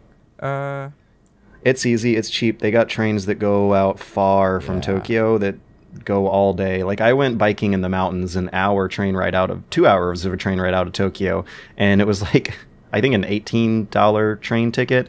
Riding the bike, I think, was $40, and the food was like $6. It was negligible. But yeah, for like $50, $60, you can have an amazing day trip outside of the city. Yeah. Not to say don't visit the city. Yeah, definitely visit the city, but don't spend all your time. If it's your first time to Tokyo, definitely, do the things the arcades, you've heard about. Like go to Akihabara, go to the game it's all centers, do that stuff. But definitely, I think my perspective of coming at it is that I have all the time in the world to explore things if I miss it, because I live here. So I think it's better to take the advice of these two. You got to plan it out. To do. If you're here for a short time, you need to plan it out. If you have any friends, if you know anyone in your life who speaks Japanese, see if you can arrange the trip alongside them. Because having a Japanese-speaking friend alongside of you changes everything. It gets you into the places that aren't the tourist traps. Like, you don't want to go to the tourist traps, but you're going to have a hard time with the language barrier when you start, even at the tourist traps. Now, I spent a lot of time by myself when I was in Japan without Patrick. It's okay not to have a Japanese person with you. So, I mean, not Japanese, someone who speaks Japanese. So you can still get around just fine. Some people, you can, as long as you have patience, because they have patience for you, because you're in their safe space. Okay, so they will work with you. From my experience, they're quite nice. So my experience only, because and that's all I've heard is like, oh no, they're evil. They're evil. Yeah. But yeah. So long as you be nice, yes, they're gonna be real freaking nice, probably. My experience. So as long as you have patience and everything, you just kind of describe it to them, whatever you need, and they'll help you out. Especially the train guys. Those guys will help you out where you're going. Just some random people will be like, oh yeah. Take this and that. Some of the younger people they know a bit of English, so they'll be able to help you as well. So enjoy yourself. And before you go, if you are wanting to go to Japan, definitely check out Matt's Japan videos, because even I watched them and they were helpful to me to explore some parts of Tokyo I've not seen. So definitely do that before you go to Japan. Yeah, Matt did a super good job. Oh, thank you. Of giving a good breakdown. My videos are more focused for the like nerdy arcadey culture, but TBH, I did have more fun going on outdoorsy, manly exercise adventures, like Japan's the Mount Fuji and Japan's the one of the most beautiful countries in the entire world. Like the landscape amazing is hiking, incredible. amazing you won't see biking. That in Tokyo. You won't see that in Tokyo. I'm sure there's amazing skiing in Hokkaido if you're into that. So next question. Nathan M has a question number 1. What advice do you guys have for a high schooler about ready to graduate this year? Ooh. This can be in general, but I also would like to enter into the game industry, so advice specific to that, like good traits, good things to do in my free time during college would be awesome. Thanks for the question, Nathan M. If you're in high school and you want to be getting into games, I would be looking not necessarily at game design programs, but rather computer science and engineering programs in your area. If you can figure out an affordable one, make it work, I would very, very highly recommend that, because even if the game development job doesn't work out, and it oftentimes doesn't, and even when it does, it oftentimes becomes more of a passion thing for people when they're still young and can tolerate to be poor. Expect all of that to happen to you. So try to get a more generalized degree that'll still give you the skills on how to program things good, because that is what will make you really stand out in the field. Art is important. I believe in your email you also clarified that you were looking at art as well, which is what a lot of people end up getting hung up on. It's a lot better out there for artists nowadays than it was before, but it's still not the preferred way to get into the industry. You're going to be... Play around. Yes, like, make find stuff out also. what you like. Download Game Maker or Unity and try a few tutorials, and then put your artwork, even if it's crappy, just make characters and stuff and make them do stuff. Experiment, and you'll learn and you'll get better, and then people will see that you're only like 17 or 18 and they'll be like, holy shit, this guy made this, that's really cool.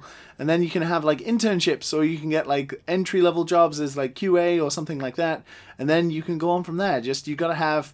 If you're passionate about doing it, then you won't mind doing it in your free time. And when you're experimenting in your free time and you're learning as you're going, you're just doing, like, you're building up the resume. You're just building on top of it. You're never doing a bad thing if you're doing that. So also, you asked good things to do in my free time during college. You will have lots of free time during college unless you're a super turbo dork overachiever. What you should do is make a game. Just make a cheap little indie game by yourself. Start out with the basic tutorial asteroids clones that the tutorials set you up for. Don't work on your magnum opus during your free time during college. Wait until you're like 3 or 4 games in before you start that one. But on the way there, you'll find out what you're good at. You'll find out what you do and you don't like. It'll maybe help specialize your degree choice further. But yeah, like Liam was saying, I think it's extremely important to play around and not only find out what you like and what you want to do with your life, but also learn about your own limitations and what skills you might not be set for, which is what the like art and programming divide keeps happening over nowadays. Don't get disheartened either. Don't get disheartened by, you know, something not going right. Like, if your game's not perfect, no game is perfect, but if you have like a really sweet mechanic in there and everything else falls apart, everyone will still focus on that mechanic being good, and that's what Owlboy had really good pixel art. Yeah, and it sold honestly, a lot of money. If you're passionate about like working specifically in like game development or something like that, you don't need to like focus intently on like one thing. You just experiment with it. Find what you enjoy. You know, we live in a cool era where people can download game engines for free, whereas 10 years ago they cost thousands of dollars. Yes. So 10 years ago, it used to be the case that people would try to get into game development and be like, oh yeah, it was a lot of fun up until I had to start coding stuff. Nowadays, you have Unity and UE4 doing a lot of that trial and error for you, which is why I wanted to mention that getting into the industry as an artist is much more viable than before, because a lot of successful indie developers have no education, background, or certifications in programming and engineering, just art. So if you can like execute on a cool art style, like that is actually still enough nowadays to succeed, I think. Since we started Dad and Sons, I've had maybe 12 Twitter DMs asking me this very specific question, like, how do I get into game development? What should I be doing? And I mean, I'm not the best source to ask, but there are things you can be doing, and this is the kind of stuff that you should be doing, like download a game engine like Unity or Game Maker. Try tutorials. To begin with, it's going to be super complicated and you're not going to understand, but you'll get better and you'll realize the limitations of what you can do, and do stuff like game jams, work in teams, work with other people, work with artists, work with musicians, experiment, just build up your portfolio and always be learning. It's so much fun to make games, and it's so rewarding. And it's hard work, but it's super rewarding. And if that's what you want to do, this is what you can do. As more generalized advice, I would also suggest that you not try your hardest to orient your career towards the corporate culture rat race. I don't think that whole machine is going to die during our lifetimes, but I'm pretty sure it's like kind of on its way out. Economic trends over the past decade have steered towards entrepreneurship, people starting up their own studio after getting burnt out at larger companies. It's still really good to work at larger companies and get experience knowing how a mass-produced, boring product is made, so that you can bring that workflow and that knowledge and that expertise over to your side of the fence and use it to make good passion projects instead. I mean, the dream is that everyone can work on their own games and make a load of money, but that's not going to happen. So, you have to, if you want to make games and you want to be passionate about it, then you have to get yourself into a role where you have some sort of control in a team of what you're doing and, back and forth and that kind of thing. But that comes with being experienced and building yourself up and always be like learning or paying attention. If you go to like game jams and you see people who've made tons of games, like ask them like how they do certain things, or don't be afraid to ask questions. Just experiment and do stuff. Don't be afraid to do it. And you're in high school now, and you're gonna, I say, kiss mama and papa goodbye, because you're leaving your sweet safe zone. Goodbye. Real life starts now. Good luck. Good luck. If you can make it out, don't get a Craigslist college out in like naked people's apartments, like man. If you know how to draw or model the art in games, if you know how to build the levels in games, you're probably gonna be good to save up some money and start hiring people to help you out on small, cheap projects that might not go anywhere. If you, however, know the business and programming behind games by the time you're out of college, like all of a sudden you can be an entrepreneur. Like you can make your own wealth. If you had the skills to make a good game all by yourself, I mean, that's the kind of economic security that I want to encourage. Like being able to know how to make the good product all alone, if all else comes to shit, is a pretty good economic recovery plan. And then specifically in terms of like game development, I mean, keep harping on about game development when you're just leaving college. We are probably not the best qualified to be giving advice about this, but there are plenty of elements out there that will inspire you. Like Steve Gaynor, who did Gone Home and Tacoma, he runs a podcast called Tone Control, where he talks with game developers about how they got into the industry, what they did, and that kind of thing. That's really interesting and really inspiring. Also, when people like Shigeru Miyamoto say they hire people based on like a broad range of things, not specifically gamers, don't pigeonhole yourself into just being the dude who can recount every Dark Souls weapon, or the girl who knows every Final Fantasy character. Like, you want to be looking at all sorts of creative media, what inspires you about the real world to put into games and experiment and that kind of thing. Like this, you want to be like you want to be looking at multiple facets of media. Being a jack of all trades is not just useful for the entrepreneur side of the thing, but that's also what companies look to hire for as well. Like people who know how to do everything at least a little bit good. Wow. Question 2. Do you guys recommend any books/subject areas I should look into? I've decided to wait until college to get my hands on development experience, mostly because I've been busy with schoolwork and college applications. So as an alternative, I've been trying to read as many books on design and color theory, drawings, and art as I can in my free time. I thought it would at least be smart to get an understanding of the fundamentals if I couldn't find the time to try and make games. Yeah, if you give me a moment, I can actually go through my old Bunny Hop books that I was reading during the year before starting the channel. Let's see. In the meantime, do you guys have any advice, any books you remember buying? The Art of Game Design by Jess Schell is a very good book. It asks you questions about how to build sort of games and stuff like that, and that's very helpful. There are loads of books out there. I would recommend Unit, How to Do Things with Video Games by Ian Bogost. Yes, that's a good book too. Ian Bogost is an author whose oeuvre includes a lot of wordy theory on how mechanics can work and become fun.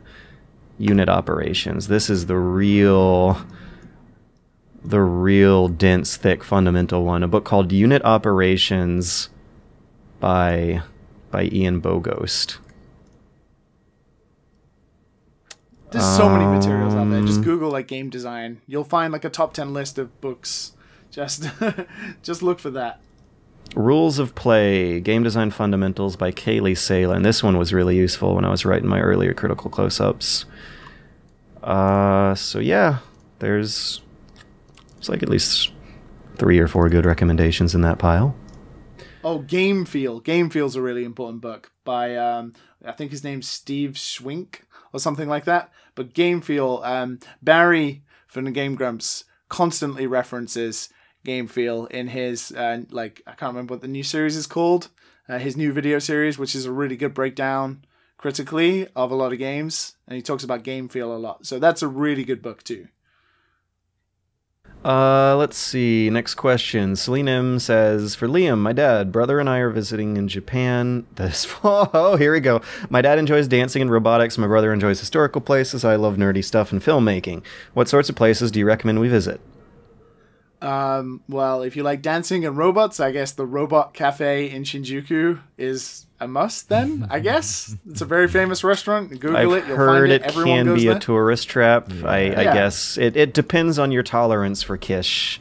What I really like about that place is it's dead in the center of like Yakuza Central in Kabukicho. Yeah, I had a lot of fun Shinjuku. walking around there. If you played Yakuza but 1. Everyone goes there. Everyone goes there. So that's one. If you like museums, if you're going to Tokyo, you can go to the Japanese History Museum in Ueno Park, and there's a zoo nearby that's really beautiful, and it has 3 giant buildings that all have different exhibitions. That's a really good museum. There is so much to do in a city like Tokyo. It's so big. There you go. That's a start. As I said, watch Matt's videos. You'll find out.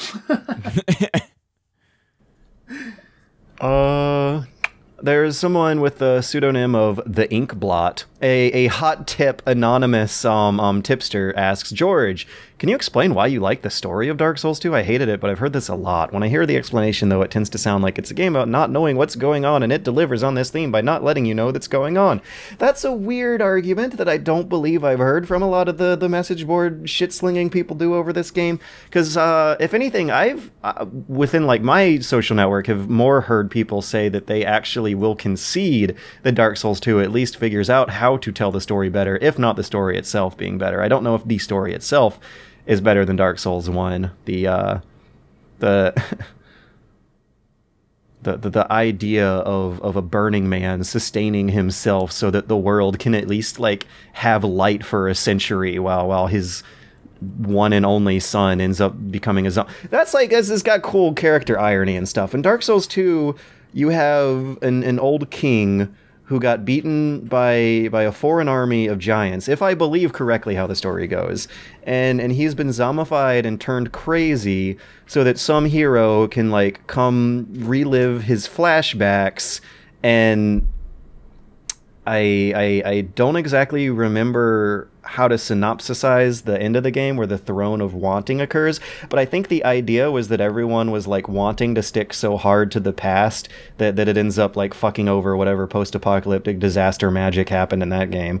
And by playing flashbacks, I think playable flashbacks are something that I think is a neat, if not kind of stilted and arbitrary and also like legitimately challenging if there's important items or resources that can only be gathered in flashbacks you can't return to. But I think that's a neat interactive way of telling a story that the first game skimped out on. In Dark Souls 2, you can actually find this old king character, and King Vendrick, I believe, was his name, whereas in Dark Souls 1, the big Gwyn was Gwyn the big king in that game? Yeah, in number 1? Yeah. Yeah. Gwyn, He rushes you and attacks you. In Dark Souls 2, you can actually interact with him in a way that's beyond the usual video game defend yourself in a fight to the death. That I think adds layers of readability to the plot that I was able to figure out. I mean, I'm not going to say Dark Souls 2 is a straight better game, but I think by that point, even though they were clearly rebuilding the thing and having to scrap it back together halfway through development, they were still figuring out ways to improve the storytelling from Dark Souls 1 on a nice, smooth trajectory that led to those techniques being refined in Bloodborne all to hell. And then by Dark Souls 3, there just seemed like there was too much sequel baggage to elegantly wrap it all together in a way as good as Bloodborne did. But I definitely see Dark Souls 2 as a step in that right direction. Strom asks, how can a game like Star Citizen that has been in development for 7 years and still hasn't come out have transactions that range from $100 to $15,000 and no one seems to care? But companies like EA have loot boxes and get crucified for it. The new transactions for Star Citizen let you buy a plot of land for $100. That seems weird. Is it just because Star Citizen is such a huge project that people give it a pass? I haven't played SC yet, but I want to wait for the finished game. But at this point, it seems like a money-making scam that's never going to be finished. It's a money-making scheme because they can't finish the game because they have no budget, so they have to make money somewhere. And no one cares about that game because no one's ever going to play the final build. It's a specialized fan project. You got to understand, like, Star Citizen, it's a different audience for that. It's an older crowd. A bunch of, like, older guys who enjoy the space sim, you know, they toss their money in there because, you know, whatever, you know. And they're it's rich not the fans young cats too, who are like, yeah. Unlike Star Wars kids who just opened up Battlefront 2 for Christmas. Yeah, you know. Like these are people who have VR joystick headset rigs set up just specifically for this game. The simulator market is they're like the golf of the video game world. You can get away with charging them more and playing less commercials for snootier projects that are prohibitively expensive for the rest of us. Yeah, they don't need a reminder that Star Citizen exists. They're already talking about it. Like, I get those guys in the store all the time. They've already bought it. They've already bought the land. Yeah. What they need at this point is, like you were saying, a reminder that right now it's kind of a money-making scam that doesn't look like it's going to be finished anytime soon. And I have a feeling that a lot of feature bloat hit that project hard. It was already a very ambitious game at pitch, and it has become a very complicated, like, unknowable mess of a like lifestyle subscriber website now. And the thing is, what people the fuck forget even very is easily. Star Citizen? It's like the new thing every week to get mad at, you know. And that Star Citizen has like fell back and into like the background. And when people do care, they get banned off the forums. Like everyone gets banned. If you say anything bad, ban. You know. Like, that's what's been happening, but no one really cares. It's Star Citizen. Oh, wow, yeah, the game looks great, but I don't spend money on it. I think they have the budget. I just don't know if they have the talent or, like, management to make it happen. But, I mean, they keep running out of money constantly. They have to find new investors every time. How? They had, like, $9 million a few years ago. They had $150 million. What? Yeah. That's how much they've spent on that game. Yeah. Who are they paying? Have to keep finding. Well, they have fucking Mark Hamill as the main character, not the main character, like one of the main characters. Oh, that could have slashed. They're doing a lot of stuff. You know, as you said, feature bloat. But as Matt said, it's like it's a completely different audience. Battlefront has millions of players, whereas Star Citizen has a couple of 100,000 who are in maybe the sort of alpha beta stages with it right now. That's the EVE Online. Probably why. Yeah. You don't see a bunch of young cats playing that or dropping down a $200 to like, I don't know, $1,000 on a ship. Like, what? No. I think that's ultimately the answer to the question is that Star Citizen is a much more niche product for a more niche crowd, they are not offending people on as large a scale as EA does, so they get less controversy for it, though they still get controversy and still offend people, and I don't think you're wrong for thinking it's fishy. Yeah. It's a game surrounded in controversy already. It's kind of just like adding to the pile at this moment in time. And in a market of successful crowdfunded games that have released on time-ish to good reviews and good sales, that's becoming less excusable. Like A Hat in Time is fine. Shovel Knight is absolutely fantastic. A model example for how crowdfunding games should be done. I was just playing I don't know if the Sexy Brutale had a crowdfunding campaign behind it, but didn't Cuphead actually? Cuphead was a Kickstarter game, right? I think in the beginning, yeah. Was there any crowdfunding used for Cuphead?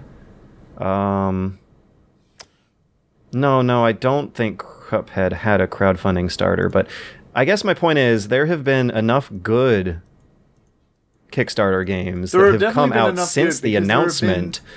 There have been some games that I have played, really enjoyed, and then researched and been like, this game was crowdfunded? I did not know that. Yeah. Like, that has happened to me prior. Yeah, I didn't know. Pillars of Eternity was like the turning point in me where I was like, yeah, okay, this actually is a viable model. Let's do it. Let's tear down the establishment. Wasn't Divinity Original Sin? And yeah, I think so. Sin 2 as well? That was like the best PC game of last year. There are definitely good crowdfunded games out there. And these are Star Citizen is one of those crowdfunded games where you remember the list of stuff that they promised, and then you remember them saying, "Wait a minute, no, we're not going to do that. Yeah, we didn't say that. It was an open." Concept, and we're changing it. Like, it used to be like an open MMO that you're going to be able to play with, a ton of people. Now it's like, it's a server with just your friends. It's just like, wait a minute. Then what's the point of Star Citizen? What is the point of it? Like, just scrap the idea. There's no point of it if I'm just going to be there with a couple of my friends that I have to invite. No. I think it's very, very important that crowdfunded games do not overpromise a lot of cool features, because non-crowdfunded games, like studio-approved, publisher-owned studios even, will still have huge budget and management problems with over-ambitious features that they just can't get to work right on their tech. And Star Citizen has a long list of stuff that seems very, very challenging to pull off, like the distances between stars and the planetary surfaces that you can fly your ship up to and hover into a city kind of like above cloud level in a whole different map from whatever one they made for the space. It seems like a very expensive simulationist project, and those are the riskiest investments in the old industry for reasons we're now seeing happening right now in this new format. My dreams of like being a space commander and going to like a bar to have a drink with a couple friends. Like I think in VR. Destiny was originally billed as a third-person RPG with a name called Dragon Tavern. Wait, that is just like completely different and also, I don't want to say more complicated than what they ended up pulling off, but the reason it's not a third-person game is because they simply didn't have animators on staff who knew how to work with the systems good to make good third-person animations, which is apparently a whole different specialization from first-person animation, and not hiring the guys for that can be enough to completely change the genre and style of a project into something else. And so over-promising when you don't have those connections and don't know good-ass programmers and good-ass engineers and good-ass project managers, too, who can hold things behind the scenes, which I guess would explain where all the money went. Like, there was no one there telling them to stop spending money. They didn't hire someone with all their money to tell them to stop spending so much money.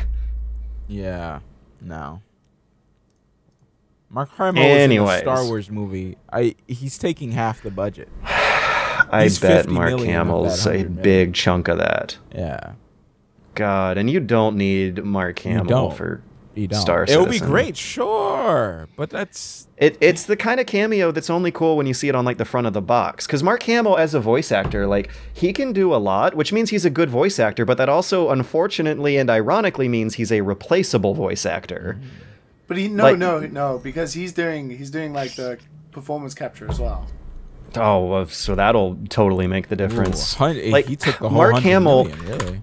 Correct me if I'm wrong, but I think he was not the Joker in Arkham City, maybe to save that game's budget, but No, I it was, don't think... What? Arkham Origins, Trey Baker? wasn't it? Arkham Origins. They changed the voice actor for one of those, and the Troy point was Baker. no one noticed. Troy... Yeah, it was Troy Baker, so it was like someone who's prolific and cheap and can sound like Mark Hamill if they need to. Hire Troy Baker instead. He's like in everything. Like he's that guy now.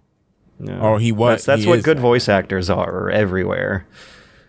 But good screen actors are a hell of a lot more money for oftentimes not better product. Anyways, while I was just advising game developers to hire the same 3 people for their voice acting over and over. Actually, no.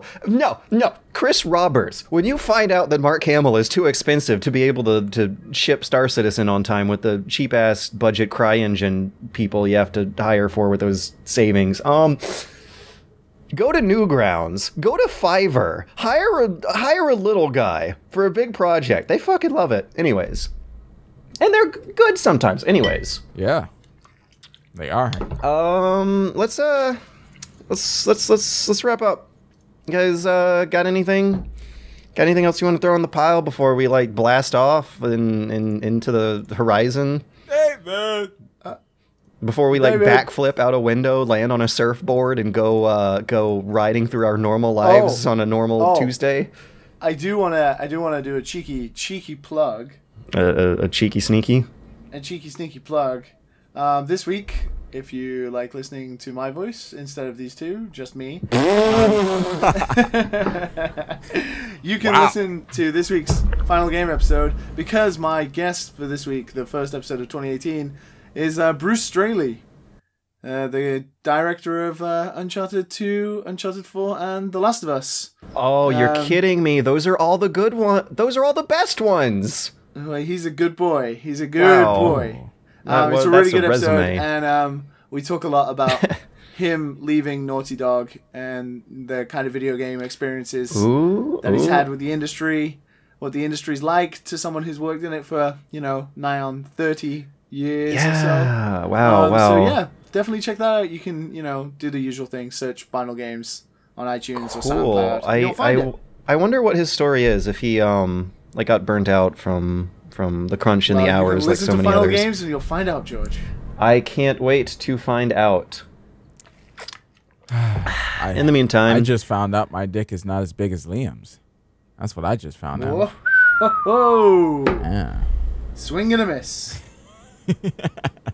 So to return us to a previous story from earlier, I guess I should remind everyone that David Cage recently got in trouble for lurid comments in front of concerned parties. So with that in mind, with the lines that we're skirting here, let's say with the bush that we are banging around here, we want to make sure to touch very delicately these subjects, which are very sensitive to the touch, if you will.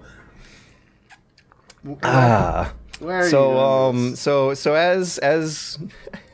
as we tiptoe out of the proverbial podcast store here, I hope we were able to help. Please stay on the line. Please hold. For a quick survey.